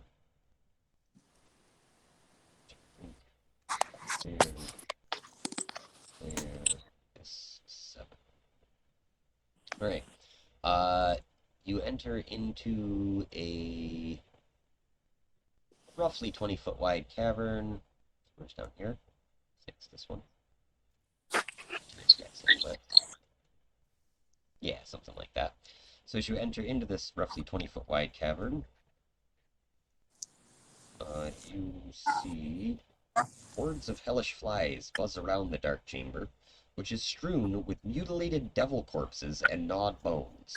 A hole in the floor reveals another dark cavern below this one, so I guess you guys are farther down. But right up, all up in there. Anything interesting on the bodies? You see that they include 3 bearded devils, 2 barbed devils, and 1 bone devil, all of whom you've encountered at some point before. All of the corpses seem to be torn to pieces, and in some cases they are partially eaten. Are the flies of any consequence? Yes, as soon as you guys are kind of into the room, the swarms of flies begin to kind of gather into 4 large-ish groups and sort of buzz angrily about you as though they are preparing to attack. Lulu says, "I think we've got to go down the hole." And promptly, Umbra grabs her, and a portal appears beneath them, and they are sliding down the hole, going, "Whee!" Inamingle rushes after and says, "Umbra, wait!" Jumps down the hole. All right, I suppose we should go just quickly follow before these flies start fucking with us. Yeah. Down the colon. Yep. Down the scab tube. I dive down with my broom. Whee! Yeah, are we kind of like water sliding down this thing? Like, Oh how's yeah, this this is work? straight out of the Goonies. This is full production value at this point. Danny Elfman's got some music playing in the background. Excellent. Now I have to realign the maps because they probably weren't super aligned wherever you guys fell down. Let's see. Down from S7 down the hole. See, this is what I'm talking about. They don't do a great job of being like, okay, now go to S whatever.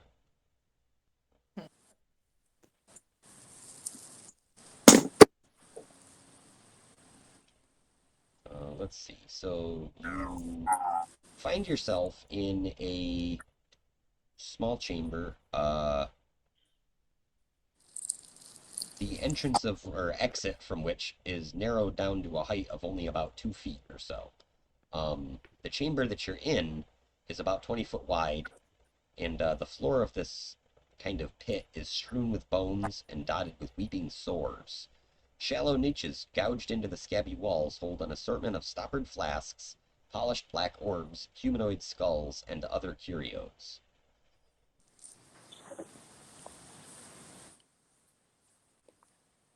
I asked Reggie if there's anything of interest here or dangerous to us, if we should avoid touching anything.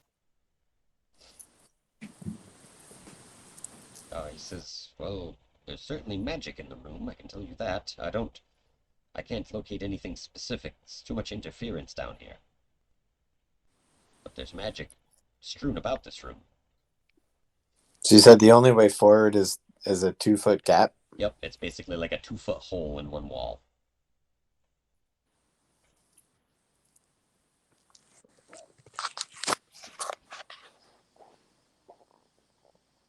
Can we hack through the scab?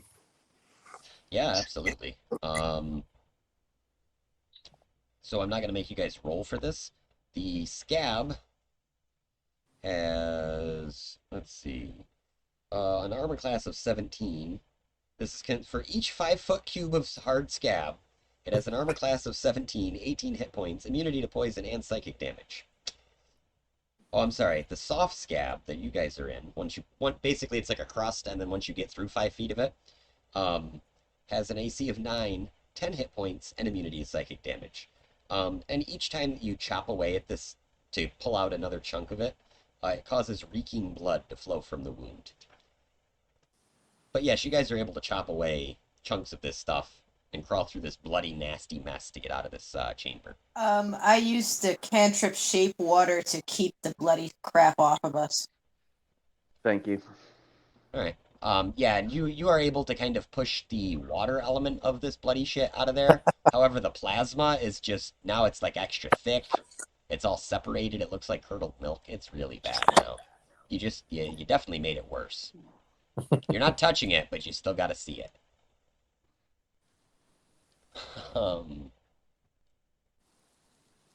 Let's see, where to next as you head out of the room. So you guys, I'm assuming, are not searching through any of this random magic-y bullshit? Sounds treacherous. Well, yeah, I mean, you're in hell, so. I do a quick Arcana check to sense if there's anything that will help us in our quests, if that's okay. Well, again, like an Arcana check would give you the general, like, presence of magic. Something more like a detect magic spell would be for anything like identifying specifics of stuff like that. Gotcha. I don't have one of those. Never mind. Does the Eye of Vagos do anything for us? Let's see.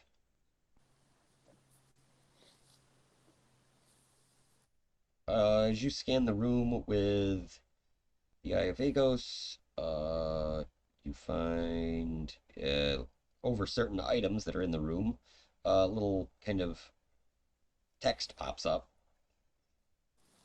and says, stitched flesh pouch,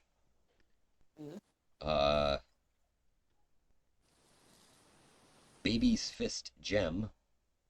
Ugh. Let's see.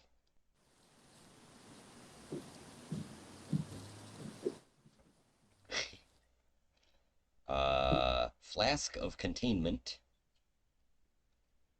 and one that is marked as a purple special item says Giggleblight's soul bag, no use.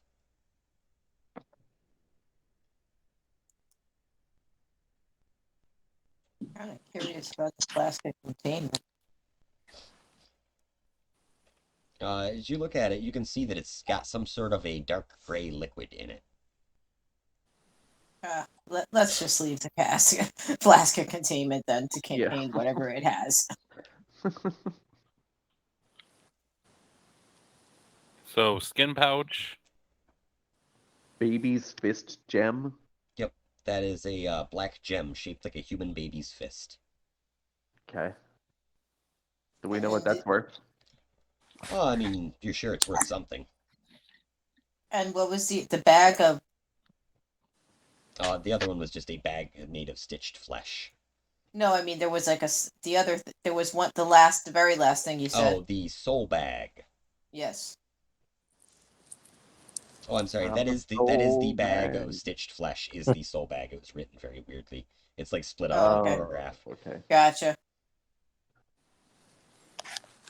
Yeah, Maggie just like prefers not to touch any of this, but tells them what Yeah. it is. I grab it all. Nice. You hear some clanking in the soul bag, and as you look inside, you can see another 6 vials they're small stoppered tubes that seem to be made from human finger bones. The Eye of Agos looks at them and it simply reads poison. Guys, don't drink Alright. this out of this flesh bag, okay? Yeah, no, I definitely would have, but thank you. This is where she keeps the good shit. And it was like a soul jar. I'm sorry.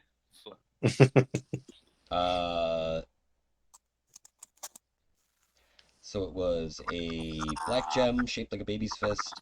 There is an iron flask containing a gray liquid that said flask of containment. Reggie can kind of identify that for you after a little while and tell you that it contains a fiendish flesh golem. You also find in the soul bag 3 soul coins. And then, yeah, six vials of poison. These would Maybe- be... There are specifics to it, too, apparently. Each flask holds a single dose of a different kind of poison. We'll say Reggie could probably identify those at great length, too. Burnt other fumes, carrion crawler mucus, essence of ether, malice, oil of taggett, and torpor. I'm sure that those are all canonical poisons in Dungeons and Dragons. Yep, it says see poisons in Chapter 8 of the Dungeon Master's Guide. So. Cool.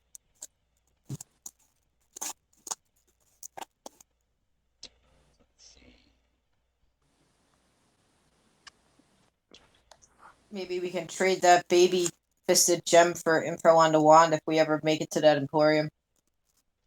Other more useless curios that you see in the room include a empty casket sized for a human infant, a copper cowbell, a rope noose, a Nothic's shriveled claw on the end of a black cord, a soot-stained wooden coffer containing 3 teeth from a red dragon wormling, a dead tomato plant in a ceramic pot adorned with images of dancing cherubs, and 9 gnoll skulls. Just stuff decorating the room. Maggie is so ready to be out of here. She Yeah, just starts walking. It's like when you, like, your friend is like, hey, you want to go to my house later after school? And then you go over there, and then, like, you realize that their parents are, like, the fucking family from House of a Thousand Corpses. Yeah. Maggie cannot wait to be in the Citadel. Time to go. Alright, so you guys make your way out. You find yourself following a downward slope. Lulu assures you she's fairly certain this is the right way to go. And as she leads you down this slope, up, really show it particularly well, but they could have done so much better with these maps. Yeah. So right around here, there's another hole that leads up into the upper area yet again, where you were before. And there is a small path that leads through, similar to before. It's about a 2-foot wide hole or so that it would require you doing some chopping and hacking to get through. But it leads back down into another downward sloping cavern. Above you, you can see that 2 iron chains attached to the ceiling of the room, like up above the hole, end in hyena skulls that bite into the flesh of some screaming devil, with sharp spines covering its thin man-sized body. Jabbing the chained fiend with their long proboscises are 3 droning flies that are as big as horses. Now, is this Great. actually happening or is it statuary? No, you can see this. This is like a real. This is going on right now. Like there's a devil that's chained up, and fucking these gross flies are stabbing him. I say we just kind of quietly hack our way through as much as possible and just ignore that shit. Can Maggie use a heal spell to clear away some of the scab? Is that possible? I think if Maggie used a heal spell on it,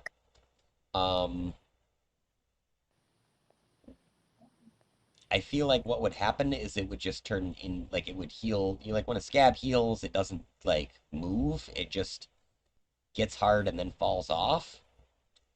And since you're inside of a scab, I think you would just kind of have the effect of, like, hardening it like Bondo. Like drying paint with a hairdryer and get all cracked and nasty.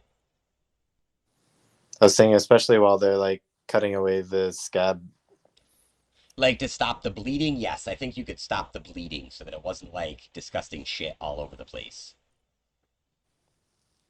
She's gonna do that. She's so fed up with this place. Yeah. And I would even say like you could kind of disperse like one, I don't know what you were thinking for a healing spell, like I don't know if you got a cantrip. No, I just did a first level cure wounds at second level because of her ion stone. Okay. So I just need everyone to make me a stealth check. DC is only a 15 on it, just to make sure that these flies and this devil aren't hearing you guys hacking away at this Come on. flesh. Hey, if anybody else, just I stumble and make some really fucking loud noise. I got a 14. Yeah, 11. every wow. one of you is talking. Everybody except for like Maggie's like Except for Maggie. Maggie Yeah. of all people. You still have bardic inspiration, Venadia. Well, Oh it yeah, doesn't matter. I guess I should. Well, Other, Yeah, at this point, at least 3 of you have been loud as hell. okay, because Hey, I what do you rolled a guys think we critical should miss, do about so- this scab? Can we heal this shit? Like, shh. Like maybe Maggie must have been the only one that saw the shit above you, and everybody else is just talking about the hole and how to get through it. Yeah, so it seems like you kind of draw the attention of some of these flies. They regard you for a moment and then return to stabbing the devil with their spear things. Like it seems like they've got one job on their mind right now. The devil begins screaming at you, "Get me out of here!" Maggie asks on a hunch whether he's been imprisoned by that same dude that keeps imprisoning devils. Bell? Yeah. Let's see.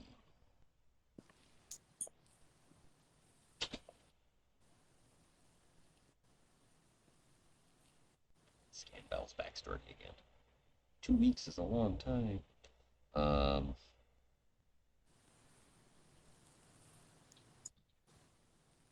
He says, "No, Bell didn't put me here, but I don't owe that bastard any favors either. He's fought against my mistress Zariel. He has plans to overthrow her, I swear. I must get out of here so I can warn her." All right. So this is happening on the ceiling above them, or like Yeah, like you guys are right here where the finger is. This is all happening up in this room here. And then What does the Eye of Argo say about these flies? It says they are chasmes. Let's see. I actually think I have the encounter set up for them too, so I can show you their stats. anything about the devil.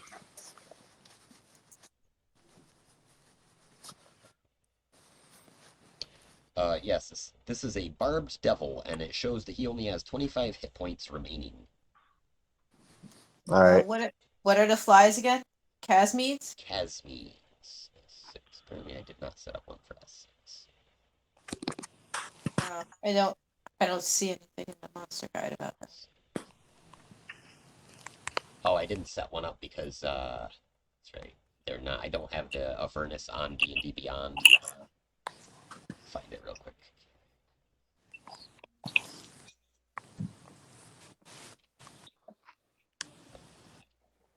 Images.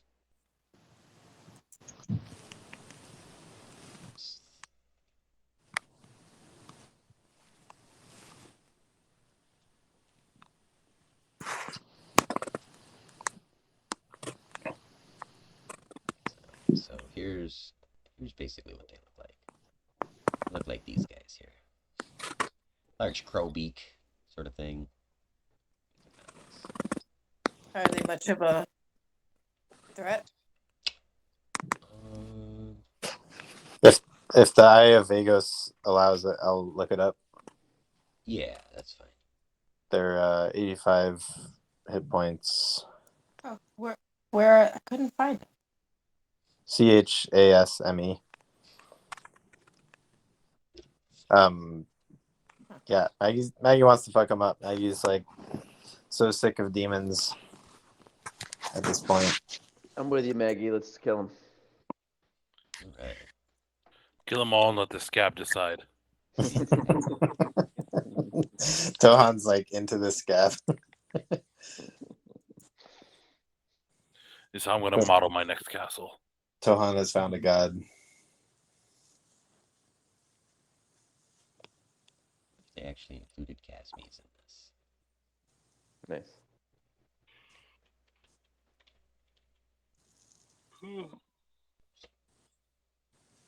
Holy crap, look at that.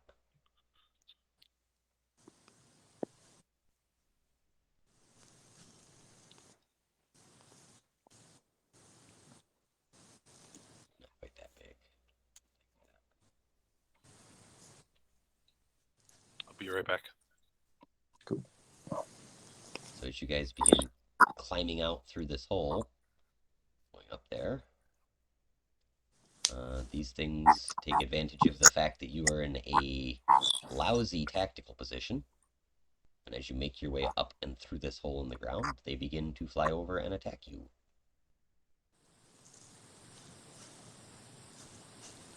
Are we rolling initiative or are you doing that auto thing? Unfortunately, like I said, I don't have these guys as stat blocks on the like it won't let me put them in because I don't own the thing on D&D Beyond. Oh yeah, no doubt. Sorry, you said that. But we can Okay, we can just roll for it. Roll Yeah. initiative. My assumption is you're gonna kick these guys' ass pretty good too. So let me just do theirs real quick. Bark Devil doesn't really get one. Let's see, I got a 1, 5, and a 14. 13 for Maggie. 9 for Avernus. I got a 22. Alright, so you're gonna go before the first one. 12 for me. Pencil out here. These guys are close range attack, piercing plus necrotic, and they reduce your hit point maximum.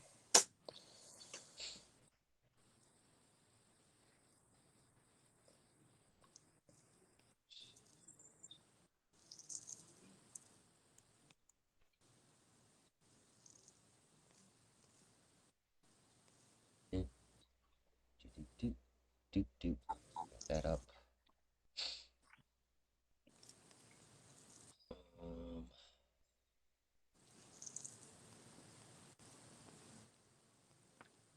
Let's make it easier. So I can pull that up and use it for the initiative count.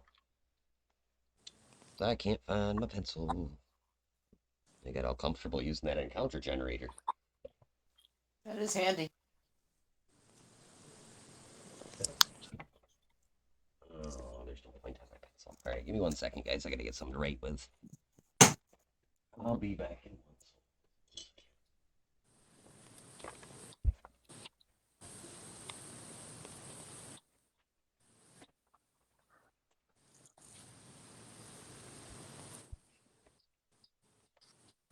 second. Ugh. Really old-fashioned notebook route. Alright, I heard somebody had a 22. That was, It's me. Nadia. Nadia. Let's see. Anybody between 15 and 20? Nope. Okay. Let's see. Well, I know one of the Casmies had a 14. Maggie 13, Tohan 12. Maggie, Meredith 9.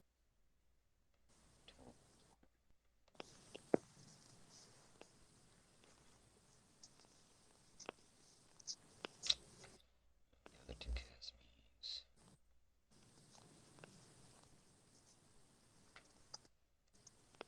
Alright.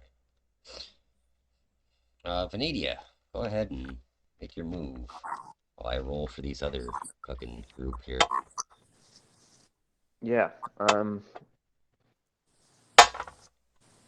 Yeah, I'm just gonna come up slashing at all kinds of stuff, legs and proboscis and whatever. Oh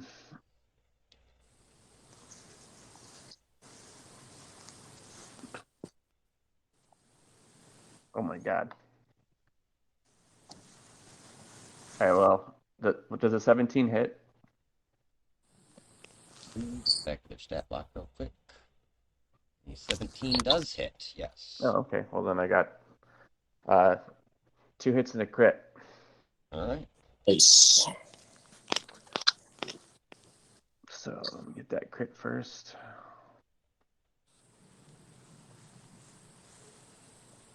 Lame. 14.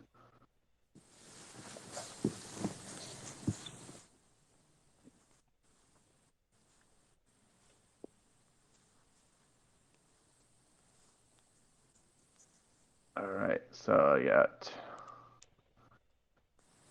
19, 20, 31? No, sorry, 41.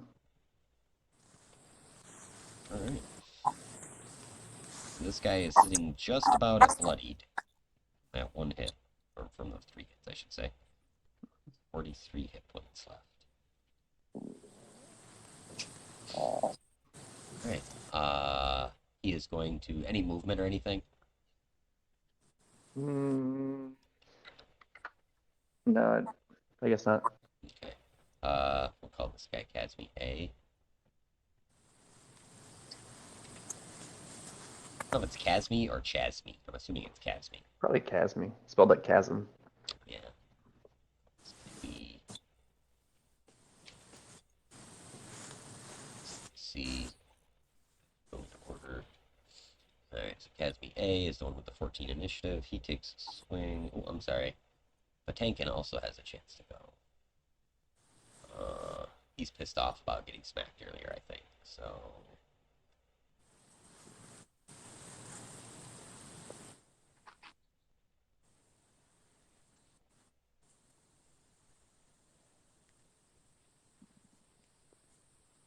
Oh, I don't have any other shit equipped down there. That's no good. Unarmed strike's not going to do very much to him, I don't think, but. Let's see if he hits. 15. Yeah, it wouldn't hit him anyways. Alright, so he takes a swing and misses. Casmi is going to attack. Let's see. He's going to attack you, Venadia. Let's see. Try. He's going to attack you with his proboscis. +5 to hit. He rolled a 7, so 12. Assuming it does not hit you. Nope. I'm at 20 now with the helmet that I found. So yeah, the proboscis swings wide. Next is going to be Maggie. All right. All the while, this devil is just screaming, "Get me out of the chains! Get me out of the chains!"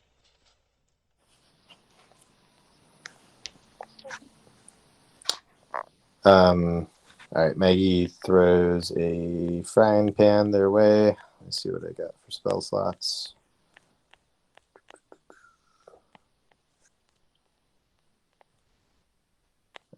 We'll do here. So that's 23 to hit. Hits. And 18 damage to the one that's already been hit. Okay.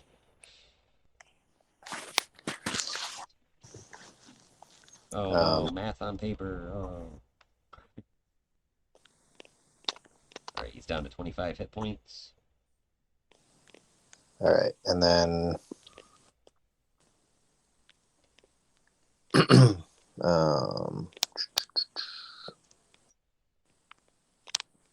we'll throw a guiding bolt at what's all right. So wait, there's three. Only one of the three has been hit so far, right? Yeah, just this one has been hit with anything. Okay, I'll throw it at the other one that's kind of in the side. Yeah, exactly. Okay. All right, guiding bolt and.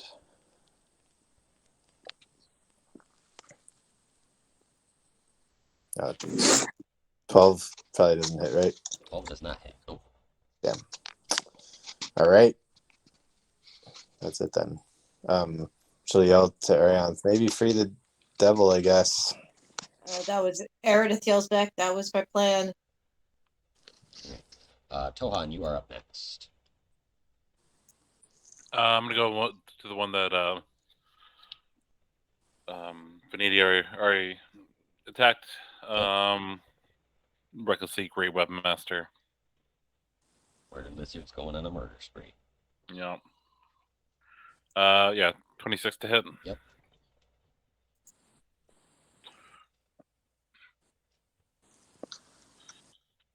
Two, 23, 36 damage. He falls down dead. And then I guess I'll turn the next one and attack that one. Vanadius says, "Hey, that one was mine. Find your own." The internet says when you kill them, they are hollow inside and they smell like corpses. So, Oh, nice. Good. I'm glad. 23 to hit on the second one. That hits.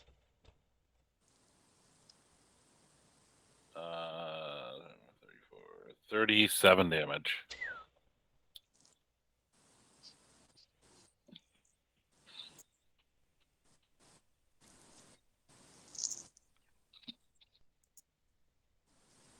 We've got 47 hit points left. Nice, nice.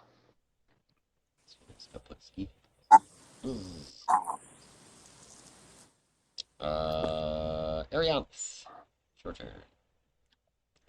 All right. How far away from me is this double? He's somewhere in the middle of this chamber, so maybe like 10, 20, maybe 20, 25 feet away, somewhere over here. All right. Well, I fly up and see what I can do about freeing him from the chains if I'm able. Okay. Let's see.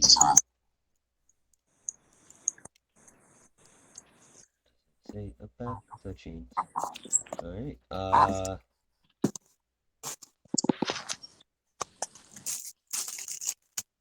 All right. So you observe these chains, and you can see that the hyena skull at the end of each chain is actually gripping the devil by one arm, biting into the devil's flesh. So you can choose to use an action to simply pull one of these skulls from his flesh, but you risk doing damage to the devil as you do this. Would it be?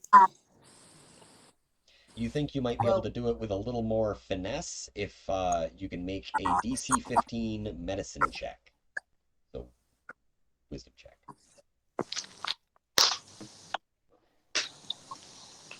All right. So if I do that check, am I committed to pulling it out, or is that just to see if I can do it? Yes. With, like if you attempt to make the check and fail, you will wind up still pulling it off, but you will do the damage anyway, essentially. All right. Your other option would be to try to break the chains. They do look like they're fairly sturdy chains, but they're just chains. They can probably be broken. The Eye of Vagos will tell you they have an armor class of 19 and only 15 hit points. All right. What first thing I do is give the devil a potion of healing. Okay. Does that count as my entire action, or?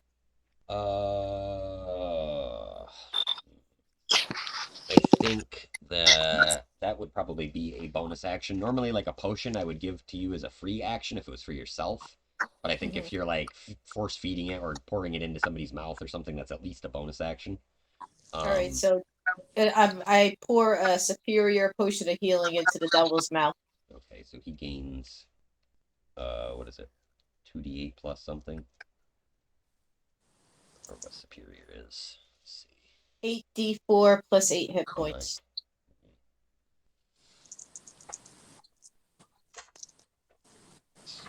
Alright, so he gains a substantial number of hit points on that. And from there, I'll do the medicine check to pull the things out. Okay. And I got a 15. Alright, so you are able to remove one of the skulls without it harming him. And as you do, that chain kind of, like it, as the slack goes from that chain, he's kind of swings wildly off from his other arm now, and he's sort of flailing about a little bit on this other chain that's still holding him. I cast Featherfall to. You've already used your bonus action and your action for the turn. Oh, gotcha. Fair enough. Okay. But he is swinging about. He's still secured on there. All right, but he's also been healed, so Yep. it's not gonna fuck him up too much, right? I mean, this part of the scab is still pretty soft, so it's probably going to be squishy if he falls and bounces. Fair enough. Let's see, Casmi B. Seeing you flying up there messing with their devil prisoner, he's going to fly over and take a swing at you, Aaron. Let's see. Do I get an attack of opportunity on him? Yes, you would, as he leaves. Oh, can I actually? Is it too late for me to say I move away from the guy with the rest of my movement? Just to kind of hide. I mean, you could, but this guy has pretty good movement speed too, I think. Well, all right, fair enough. Just leave me where I am, and I'll do Does, that. does anybody else get an attack of opportunity on that? I think it would just be Tohan. Well, Lulu was next to him too. 33 damage. Okay. So as he leaps up to go attack Arianth, you do a massive amount of damage to him, leaving him with Like probably 7 or something. like 13 hit points, yeah. Alright, he takes a swing at Arianth. He rolled a 20 on the dice, so that's going to be a 25. Well, that definitely hits. Let's see. 4d6 plus 2 piercing damage plus 7d6 necrotic damage. How much? It's 4d6 piercing damage. And, well, if I fast track it, it's 16 piercing damage and 24 necrotic damage. Oh, I thought you said 76 necrotic damage. I was like, holy not fuck. 76. It was 4d6. I know it's a bit confusing when you aren't like looking at it. But yeah, we can just say I'll just use the fast track numbers on it and say 16 and 24 necrotic damage, and the target's hit point maximum is reduced by an amount equal to that necrotic damage taken. So your maximum hit points has gone down 24 points. Is that permanent or is that until like my next long rest or whatever? Until Long the next rest. long rest, or it is until a spell like Greater Restoration would also work. Gotcha. All right, so a total 16 and then 24. Yep. Damn, is that because it's a crit or? No, that's not even with a crit. I didn't actually give him any crit damage on that. Technically, all of that could be doubled.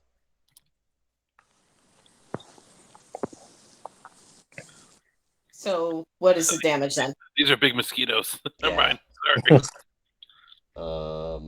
So yeah, if all of that is double, we'll just call it at the. Because I might be dead at this point. Let me do some fast math here. 24 plus 2 is 26. Maggie's got you with the greater restoration. I don't think that'll. How many hit points do you have total? I have 80 hit points total plus the temp 16. Yeah, you're fine. Yeah, so it would be 32 regular piercing damage and 48 necrotic damage. So 32 damage. And So then another... exactly. and that 48 would come off from your maximum as well. All right. That's a nasty, nasty fly. Indeed. Damage again. Fix my max. to. How do I do that? Oh, max modifier. There it is.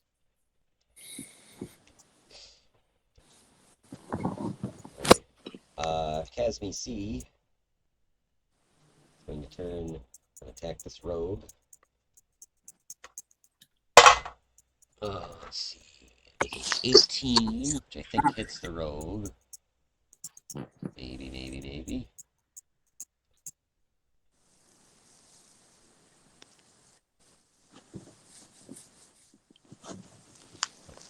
Rogue.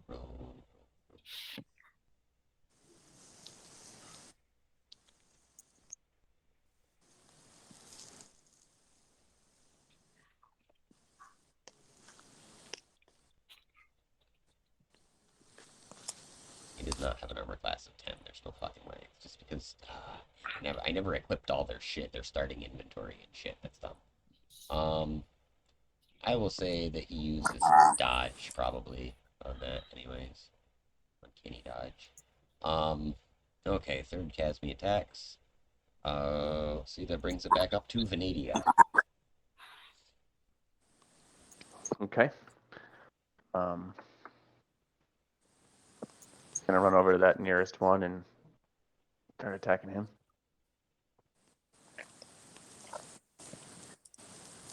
Chop. Choppy.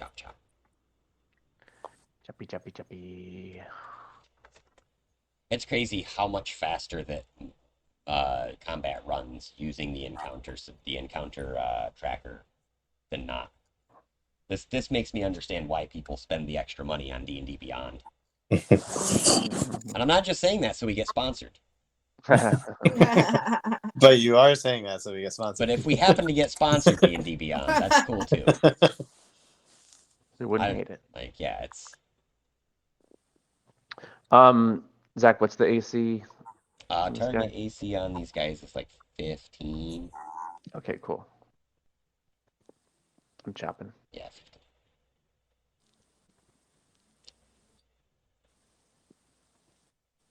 You also still have Bardic Inspiration. Yep, they all hit. So, 39. 39 damage.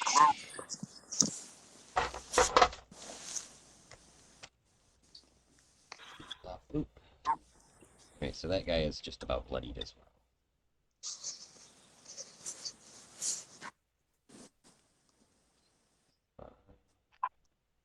So he has 45 hit points left. Just about bloodied. Alright. Casmi A is already dead. So it's going to be Maggie. All right. How far up is that demon thing? Like how far is the Casmi from where Casmi A was? Is it more than 20 feet? He's like 30 feet from you maybe right now. Okay. So she'll swing the frying pan at the one that's still on the ground then. Okay. So let's see. Target AC is 15. 15. Okay. All right. 26. That's definitely a hit. And Clang!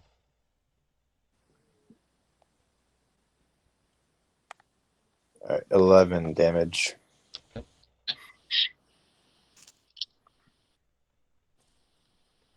down to 34. It's well within the bloodied range.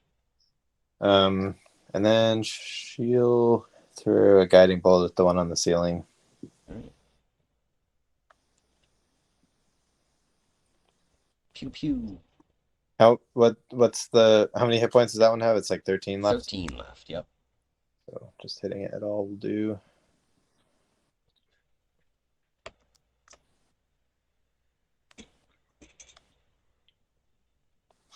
Oh, come on.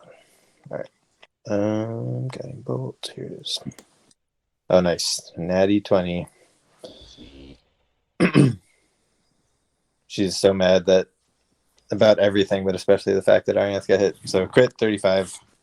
Okay, it's very dead. It falls down, but like it's the floor. Like a couple of legs break off, one wing. Nice. Arianth, I imagine you're upside down on your broom, just hanging on for dear life, like puking your brains out. Like, oh God. And then Maggie will kind of run over to like under where she is and tell her to come on down. Staying out of range of the other Casmi though. Yeah, just doing a wide circle. You can probably get over there. Either way, you can go around this way. Let's see, Tohan. Yeah, he's gonna do his one trick and run up and attack this other one. Recklessly, great weapon master. Oh, and a natural 20. Nice. Nice. We saw Arianth get hit and we're like, How bad do you kill it? absolutely not. Oh yeah. Yeah, it only had 34 left, so 60 damage on the first hit. yeah, you literally killed it twice in the first hit. Keep going up there. How much? What's the spread on like the smush from that Oh, I feel like this thing, impact? if that was like a ground up, like swinging from the hip going upwards axe stroke, this thing's probably on the ceiling in 2 pieces at this point. Nice, stuck there like when Yeah, you it's swat just a bug really and hard it's like and just slowly like sliding down the outside. The second and third hit the halves as they come down. Yeah. And also kill them. The other adventuring group is just looking at you, like just wide-eyed, like what the fuck just happened?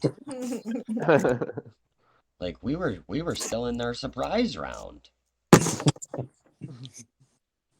Inamingle and Umbra are he's like covering Umbra's eyes. Umbra's peeking through his fingers. Like, no, I want to see what the murder lizard did. That's awesome. Umbra's holding her fingers over Inimingle's eyes. So are all the bugs dead now? Yes. You are free to do what you wish with this other devil. All right, so I continue to. Maybe we should question it before we let him go. Yeah, Maggie's like, get down Alright. here this instant, young lady. Even I though she's go. probably I younger. smile, hold my head, and go, "Yes, mom," and fly down. Maggie hits her with a greater restoration, and then is anybody else hurt right now? I'm fine. No, You're- not really. Yeah, I you're got bug close. juice all over me though. I got like a couple hit points missing. I'm fine. Okay, so Arianth, your hit point max is restored, and you're healed up to half of your hit points. On the channel divinity thing. All right, so I'm back up to 80, and then I get up to 40. You're at Half 40. mine. Yeah, you're at 40 out of 80 right now, and she can heal you the rest of the way with a spell, but just wanted to start with that. Yeah, I can heal myself too. To save you a little bit. Okay. And then Maggie asks to be carried up to the devil, but agrees that they should find out more about him first. But she's got a good medicine check, like she'll be able to remove the thing safely. Aaron, it brings her up there.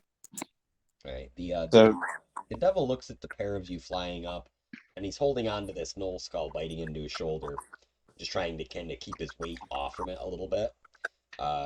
He says, "Yes, I knew Mistress Zariel would send someone to free me, as soon as she found out that I was captured by that Trantalox."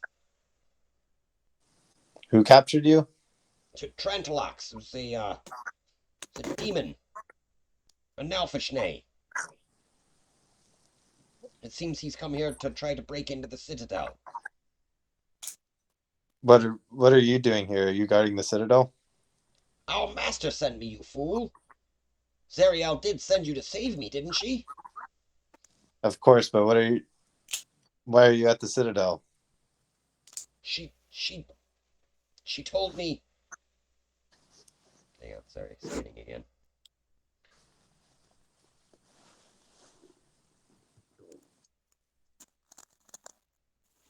She told me I was supposed to keep an eye on things, make sure that no one was poking around here unwanted. I didn't know that the demon would be here. It seems like she has made many enemies. The Maggie, roll me a religion. Bless you. Thank you. That just scared the shit out of me. Yeah, me too. Roll me a religion check to see what you know about Nalfashnay and see if you know anything about those particular types of demons.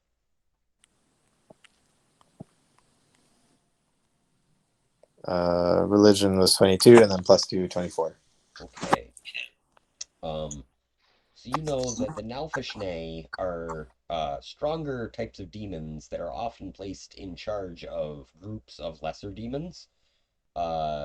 Not so much in charge of, they just get, it's like the might makes right kind of mentality amongst demon kind.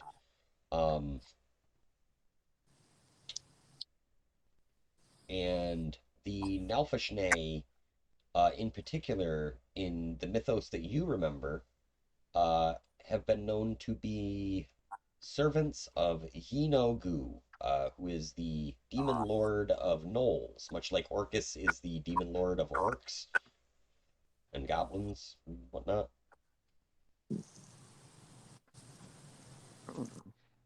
So this particular demon god trapped the devil sent to like keep an eye on the tower. Essentially, the devil like tells you pretty much that he was spying on this Nalfashnay and got caught. And he's fairly certain that they are looking for something called Hinogu's pet. He's not really sure what they mean when they were saying that. He doesn't really understand Abyssal that well, but they've been digging all through an area around the other side of the scab. That's where many of these tunnels have apparently come from. Is this team of demons digging. He says if you free him, he'll show you the location where they were digging. Is he? And he's telling us he was sent to keep people out of the citadel. Is that right? He was sent to keep an eye on like matters in this region, kind of, by Zariel, like this area of Avernus, I suppose. He didn't really understand the significance of the scab until he started following the Nalfashnay. All right, it sounds safe enough to free him, right? As safe as anything else in hell. What do y'all think?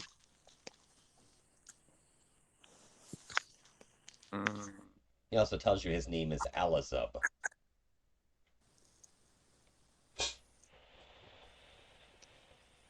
I don't know. If he's working for Zariel, then he's probably fine. And he's not that strong of a devil, so if he attacks us, whatever. Right? Yeah. Everyone down? Down. Alright. I'm gonna... Oh, boy. Alright, let's see if I can do this. Should let Ariane keep on it. Okay, 16 for the medicine check. Okay, yeah, you're able to remove the other Knoll skull. And assuming that Ariane assists, you guys can kind of guide this devil down to the ground. Yes, well, that took long enough, he says. Anyway, let's go. And he begins marching. Where are you going? To the other side of the scab. If you're here as reinforcements, we must intercept them before they find whatever it is that they're looking for. I say to him, you owe us a debt. I wasted a healing potion on you. You better be nice. I didn't agree to any deal of a healing potion. I didn't say you agreed to a deal. I just said you owe us a debt for your life. Damn.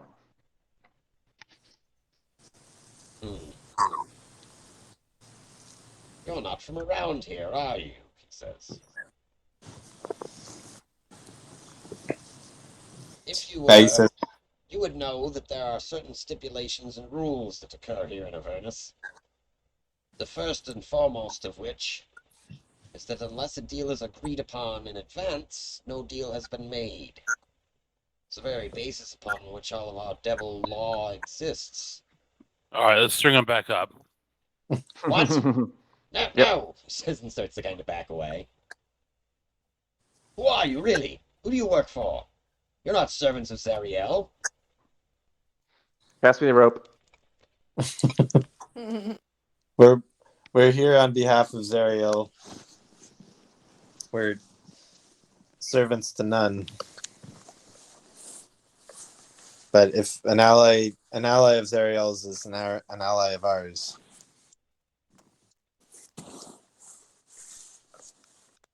That's a strange way of saying my enemy's enemy is my friend.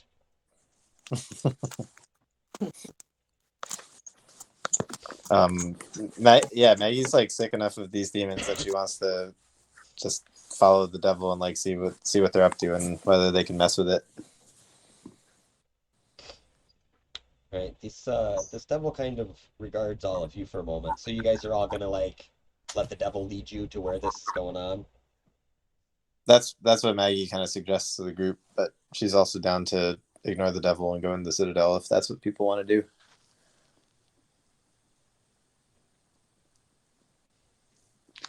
I'm down for either. Yeah. All right, Tohan's deciding coin flip. Sure, I don't care. Alright, so after a brief standoff with everybody scowling at each other, Maggie's like, well, lead the way, and like the devil's like, oh, okay. And, like you guys start heading off, like it's just a weird, awkward moment.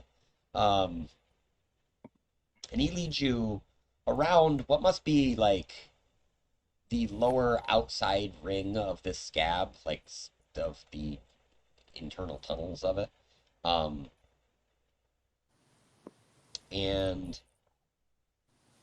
you come across a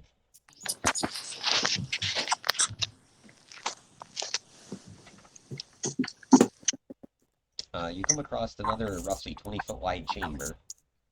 This one, 10 small snarling demons covered in matted gray fur claw and bite a hole into the hard, scabby floor. A demon made of shadow flies over the smaller fiends, screaming at them in abyssal.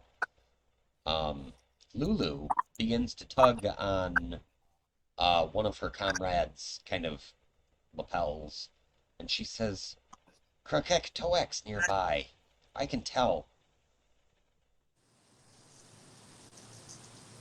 That's the pet. That's Yinogu's pet, I think. She says, Oh, that was some kind of French food. we have to not let them free it. I think. Well, I guess. Are we rolling for initiative?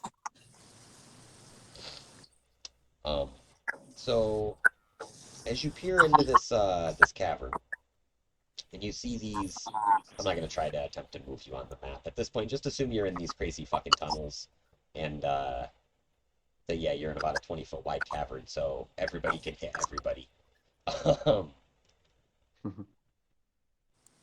So you can see in this cavern with these things chewing and clawing at this scab, there seems to be some sort of a creature that is roughly half uncovered. Like they've been digging this thing out. And as it begins to wave its arm back and forth, it manages to break free a large chunk of the scab, which falls on several of these demons. And it brings its kind of large crab-like claw across and actually pinches two more of these demons and shoves it down into its gaping like maw and starts eating these other demons. So this is now a demon eating other demons. It rends free from this and begins goring a tunnel, essentially just through all of this scab and flesh. He's just starting to rip the flesh apart. It seems as if he has been trapped here for some time, and these demons have just succeeded in freeing him, much to their own chagrin. You do see a large demon that appears to fit the description of the Nalfishne with its sort of pig-like snout and large whip. you see it attempting to control this beast, but after just a few seconds, like not even a half a minute, the Nalfishnay and the other demons have to retreat out of the area in the opposite direction that you are. This thing, however, is smashing a 30-foot wide tunnel, basically going out through the side of the scab, like headed out away from where the citadel is. And behind it, you can now see the glimmering, shining doors to this citadel of Lathander. So it's basically moving in a line. Let me draw some stuff here for you so you get an idea. Like if where you are is this chamber that we just entered into, and you guys, let's say we're like on the edge of it, like over here somewhere.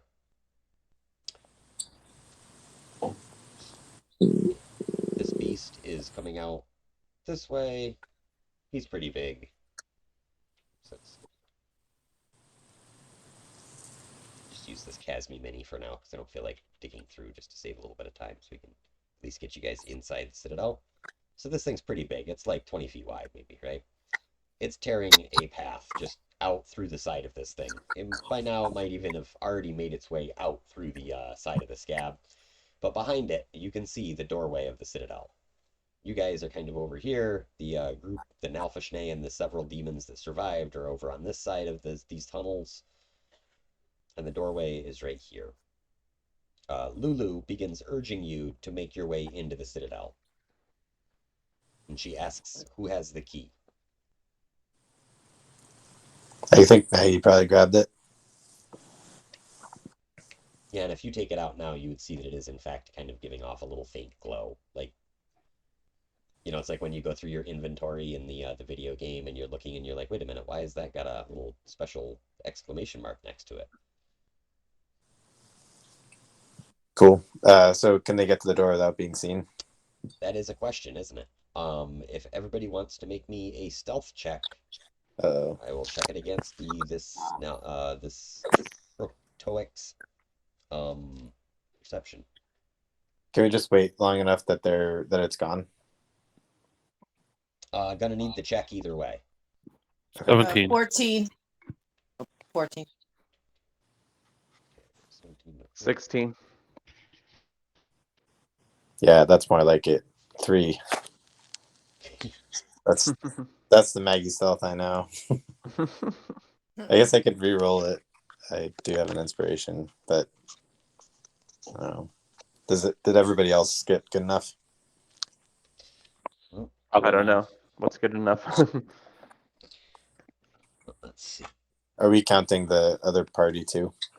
Well, its passive perception is 0, so you guys are kind of in luck because it does not have any sort of a modifier. It's just 10.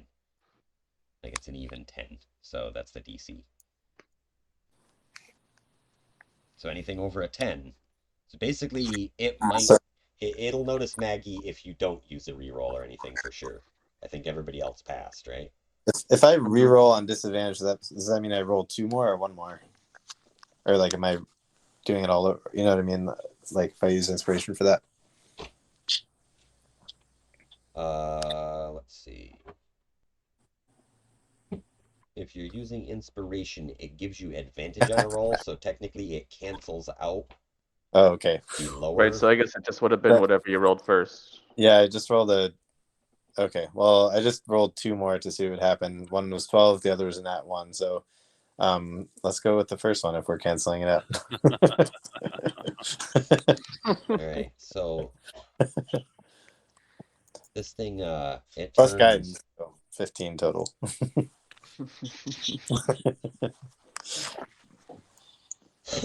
Yeah, like maybe you clank or something and it turns and just looks for a minute, but then it's just too concerned about getting out. It's still headed out the other direction. Yeah, so you guys. The clanking of Maggie's cast iron pans is dulled by the gore all over them.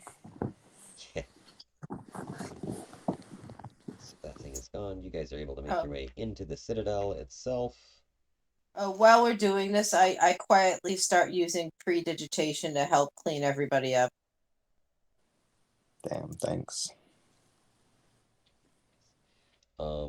And as you step up to the door, the medallion that you got from Elanthius begins to kind of float up out of your hand, and it sets itself up to the door, and the doors click open and begin to open slowly. A bright white light burns away the blood and grit staining your clothes. See that? You didn't even have to use prestidigitation. Restorative energy brings life to numb muscles as the glow softens to reveal the interior of a sun-kissed cathedral. How light passes through the scab and into the stained glass windows is a mystery only magic can answer. Pillars line a path from the door to a raised dais carved with celestial runes. Embedded in a stone atop the dais is a glowing longsword. Nice. Lulu immediately begins fluttering around like it is the scene in Dumbo where Dumbo is all like happy and excited and like, you know, flapping around the ceiling. That's what it looks like. And you see the carving on the dais. Does anyone read Celestial? You can summon a celestial, but she doesn't read it. Does comprehend languages cover reading? I think it does. Let's see. You are also able to understand any written language that you see, but you must be touching the surface of the words to be written. All right, so well, I'm not too worried about it in Celestial Land, I guess. Mm-hmm. All right, I'll cast comprehend languages and try to read it. Okay. So yeah, you are able to do so.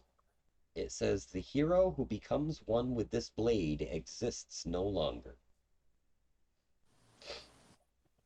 Dang. Not it. So as you read this, as your hand brushes across these runes, a kind of shimmering specter of an older man appears, like a middle-aged man, all in the same garments that you saw the hellriders wearing, the Elturel guard.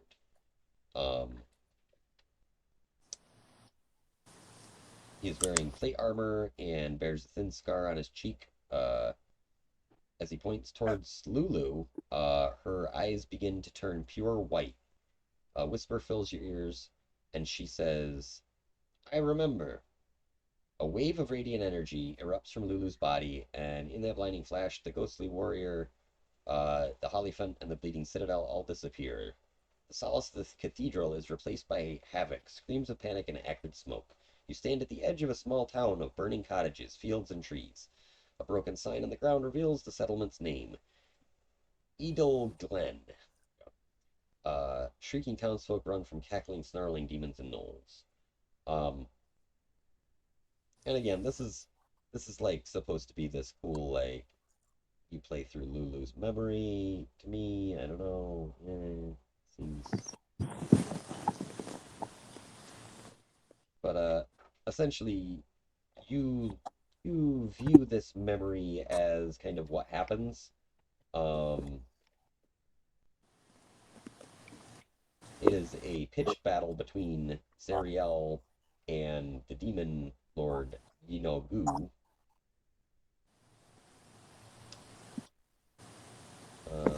And when this memory comes back, all of you sort of understand that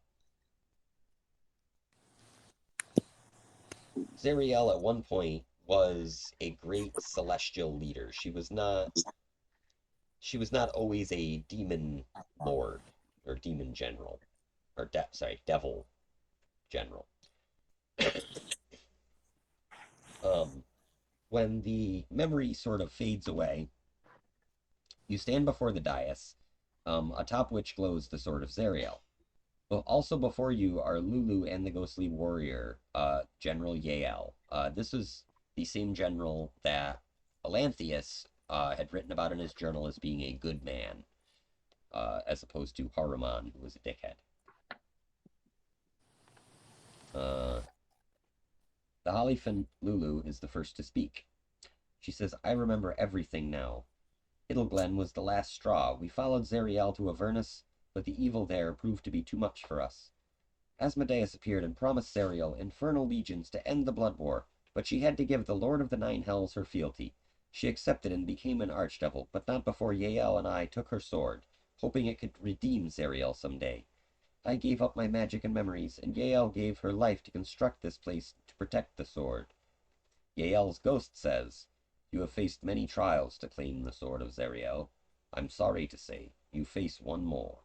As the inscription on the dais says, the hero who becomes one with this blade exists no longer. Which of you is brave enough to draw the blade and be gone forever?"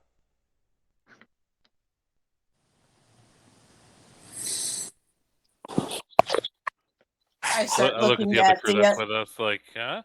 Yeah, Mhm. that's why they're here. So out of these four, there is a brief moment of hesitation, and then they all begin to kind of look at each other. And finally, Galvana, their dwarf paladin, simply walks up, looks at the others, smiles, and closes her eyes, and grabs the sword and picks it up. Uh, do, do, do, do, do, do. With that, you guys each gain, I believe, level 12. Sweet. Yep.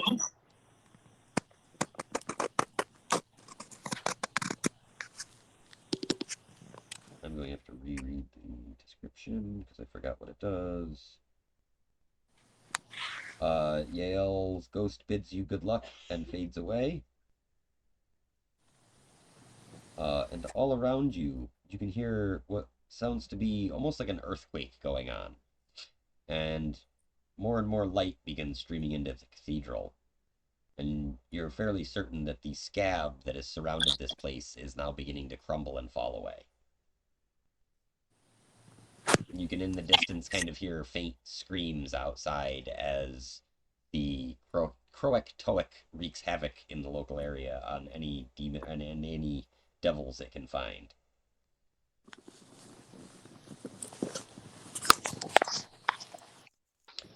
Lulu uh, looks at all of you, and she is kind of saddened at the apparent disintegration of their Dwarven paladin. There was no no anything. She just seemed to stop existing. And the sword just is now not glowing anymore, and it's just off the dais and not sitting, like, it's just kind of like sitting on the floor where she was. Bummer. She got deleted. Yep.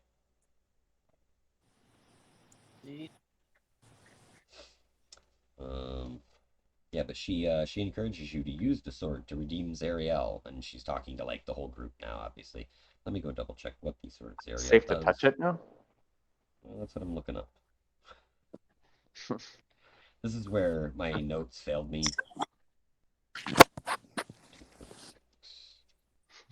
Maggie does a quick little like burial ritual thing that I think she's done before. Just like lighting a little fire in that bowl thing that she has. Should we at this point maybe send, since we set it up, send a message to Mad Maggie and update her on what's going on? I don't remember. Were we supposed to bring it back to Mad Maggie? Is that the deal? That was your deal with her, yep. And that she would help you locate the Wand of Orcus for that.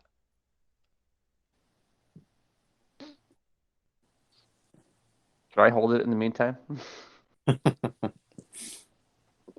Should we have the devil pick it up in the meantime? Pretty sure it turns you lawful good, just as a heads up. Lawful good. Oh, damn. We should definitely get the devil to pick it up then. Ugh. It's like an oxymoron.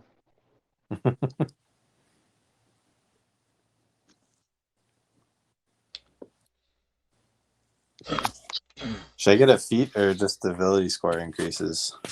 That's what I was looking at myself. I'm thinking about taking Sentinel. That's fun. What does that do?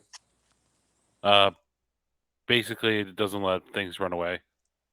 Like once I hit them, like if I hit a creature with opportunity attack, this creature's speed becomes 0. Huh. So they can't just like, and they can't like even disengage or anything like that. Do you guys mind if we call it a night soon? I gotta get up wicked early. Yeah, that's what I was No, it's thinking. totally Was probably fine. a good spot to wrap it up. So you guys are just kind of in this protected cathedral. You get a chance to level up. I will say for now that the half orc that was with the other party takes like a blanket out and wraps it around the sword and doesn't touch it necessarily, but like takes it and picks it up.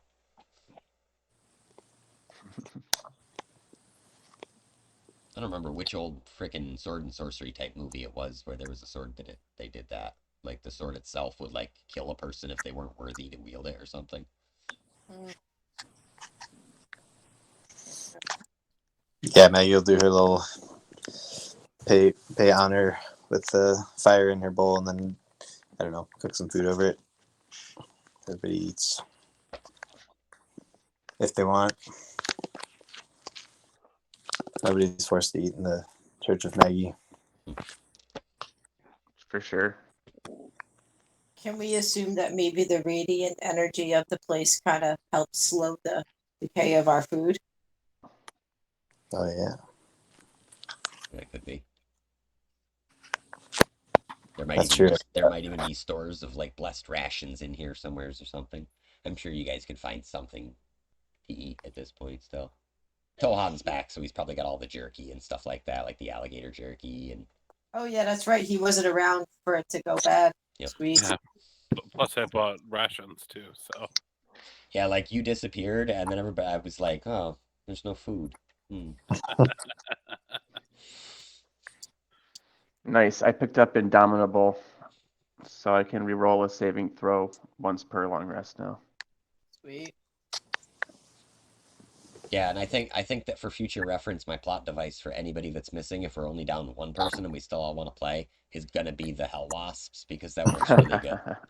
And then each time that happens, we're gonna have like one night where like if it's happened to everybody, we can just do a Hell Wasp tournament, and it's just to see who kills the most Hell Wasps on their solo journey.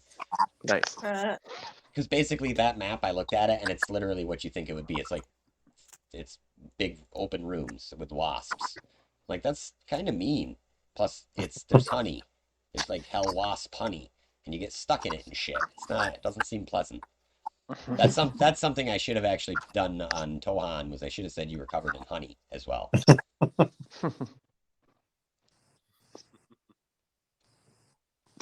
mean, I could always take the lucky feat. That's like the best feat in the game.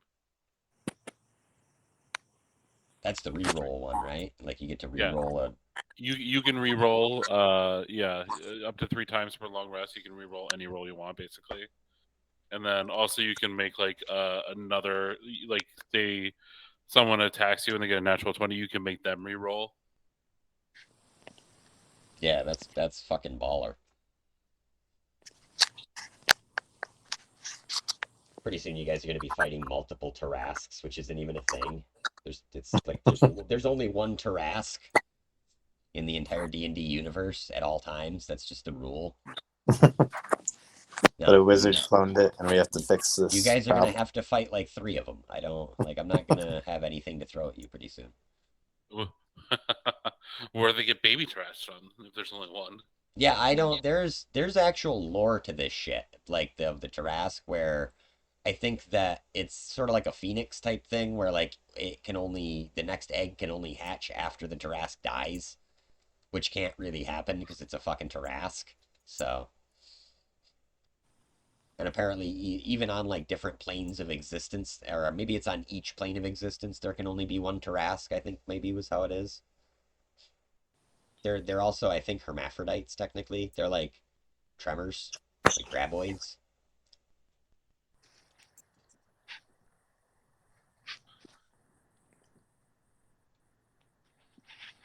Yeah, wasn't super happy with the way that this map came out. Like, I thought it would be cool putting it on the round tile and everything, but it doesn't really scale properly. It sort of stretched it a little weird, made it really hard to recognize what room is what room. Yeah, the one Bill had on Roll20 was way better than this one, I have to say. But not it looks pretty cool still. But I'm just saying, like, the way that one was like set up, it was like way Yeah, different. this one they had another option that actually had it with the room numbers on it, and I should have probably just done that. I was like, oh, that looks stupid, but it would have been easier for me to run. But you still get the idea. Like you're walking through bloody gross tunnels. I don't know. It doesn't need to be that super scale specific, I don't think. And plus, this I one thought is you were. fun doodles. I thought you were gonna make a goatsy joke, and you said stretch it. Well, that's the fun thing about these. Like I can change the shape of them and stuff. Make it like a square. I think that might actually be how it originally was. My original idea was to make it so that like I could just shrink the hill down so you guys could see like the top level and then the bottom level, and I don't know, it wasn't working out the way that I wanted it to necessarily. Oh, I forgot I had brutal critical at 9th level. I should have rolled even more damage than that one. For the one that you already killed. Yeah, I know. That's what I was saying. Yeah, you're like. I only rolled 40-10, but it should have been 5d10 then. Plus 10, plus 20, basically 10 for the weapon damage and 10 more for Great Weapon Master.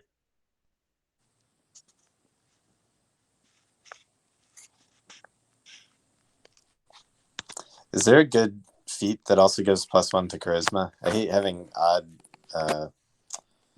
stats, and charisma is the only one that's odd right now. Fey Touch, I think. It's pretty cool because then you pick up like Misty Step and. See. And then you get to yell, "Show me where the Fae touched you" on the doll. Yeah, Fey Touch Charisma. You pick up Misty Step and one other spell. Plus you get your Christmas score goes up by 1. Oh, there's like a Fey Touch Wisdom and a Fey Touch Charisma or something. Yeah.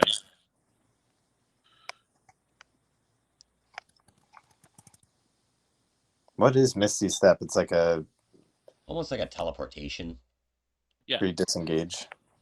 Yeah, it's just like and it's a bonus action too, so it's kind of fun. So you can Misty Step over to an area and still have like an action usually.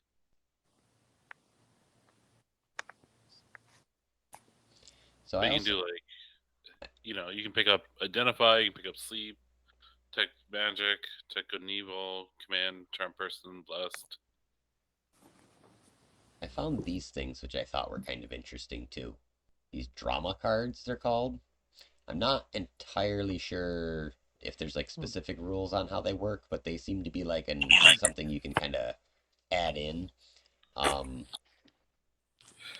As like a one, like I think they're mostly just like one shot use. Like you draw a card for a certain thing. Like maybe if instead of inspiration just giving you advantage on an attack roll or on a roll, you could use you could start stacking these cards, stuff like that.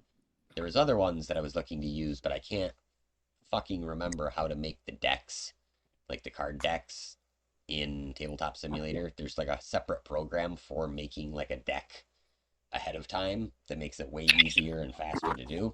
But I can't remember for the life of me where that program is on my computer or how the hell to get there. But they're called despair cards, and they are like negative effects that essentially take place until a certain point in time when you overcome them. And once you overcome them, you then get a positive effect from it. So at some point, I was planning on adding those in because Avernus seems like a good setting to do that in. Holy shit. But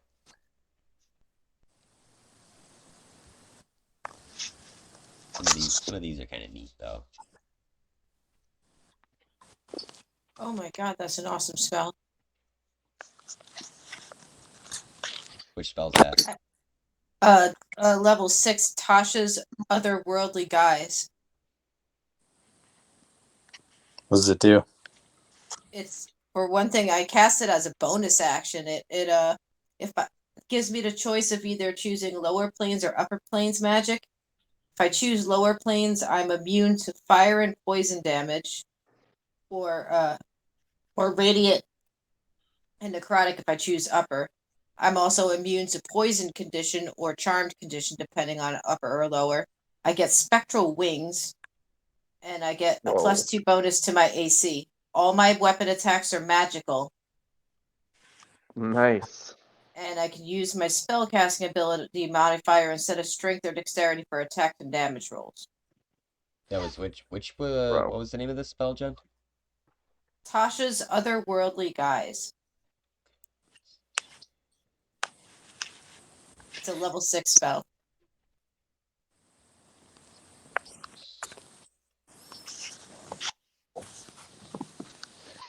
Oh man, Fate 1 touch minute. the like +1 charisma only goes up to 20, unfortunately. But Yeah. it's good to know for next time. I'm already at 20 on. I'm at 20 for wisdom, 21 for charisma, which probably came from inspiring leader or something. Wow. You can go back in and Wow, pick that's something different then, man. brutal. Like if you like, because it won't give you that extra point for the feat. Oh yeah, I won't. Right, exactly. I'm not gonna do Fate. That is kind of nice though. I'm kind of like going back and forth between making things more complicated or just like deepening whatever you got. Mm-hmm. I don't know. I'm just making my murder lizard more More murdery. murdery. So, See, that's the nice thing about like fighter classes. Like any sort of melee Yeah. class, all you have to focus on is however to do the most damage per second. You know, and Yep. it's the classic just run and gun. Yep. yeah. Just, you Plus just I do can the math tank- quick, and you're like, tank yep. like a motherfucker with Tohan. So. Yeah, those are my favorite characters in like old school MMOs where you just held the left mouse button down and ran through everything. Like Yeah. Diablo, like the fighter classes in Diablo were always great. Like you just smash everything in your way. Mm-hmm. You get the barb. You just do that whirlwind attack constantly.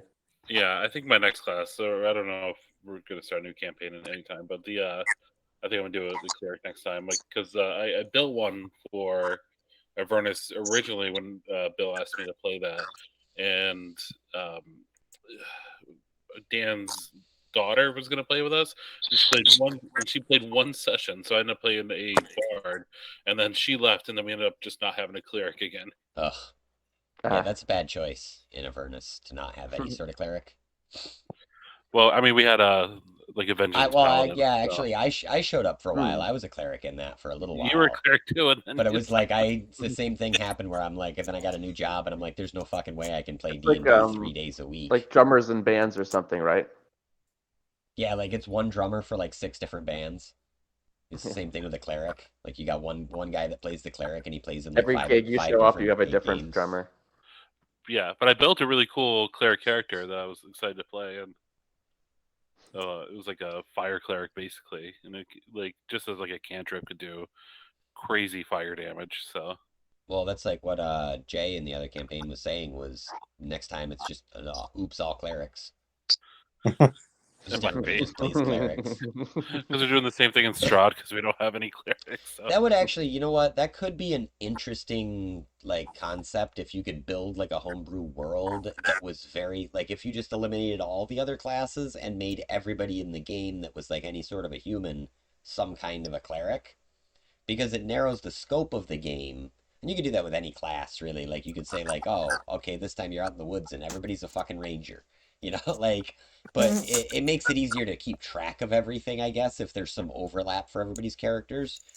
But it eliminates a lot of the like super moves. You know what I mean? Like sometimes you guys come up with shit that I'm like, "Oh, okay."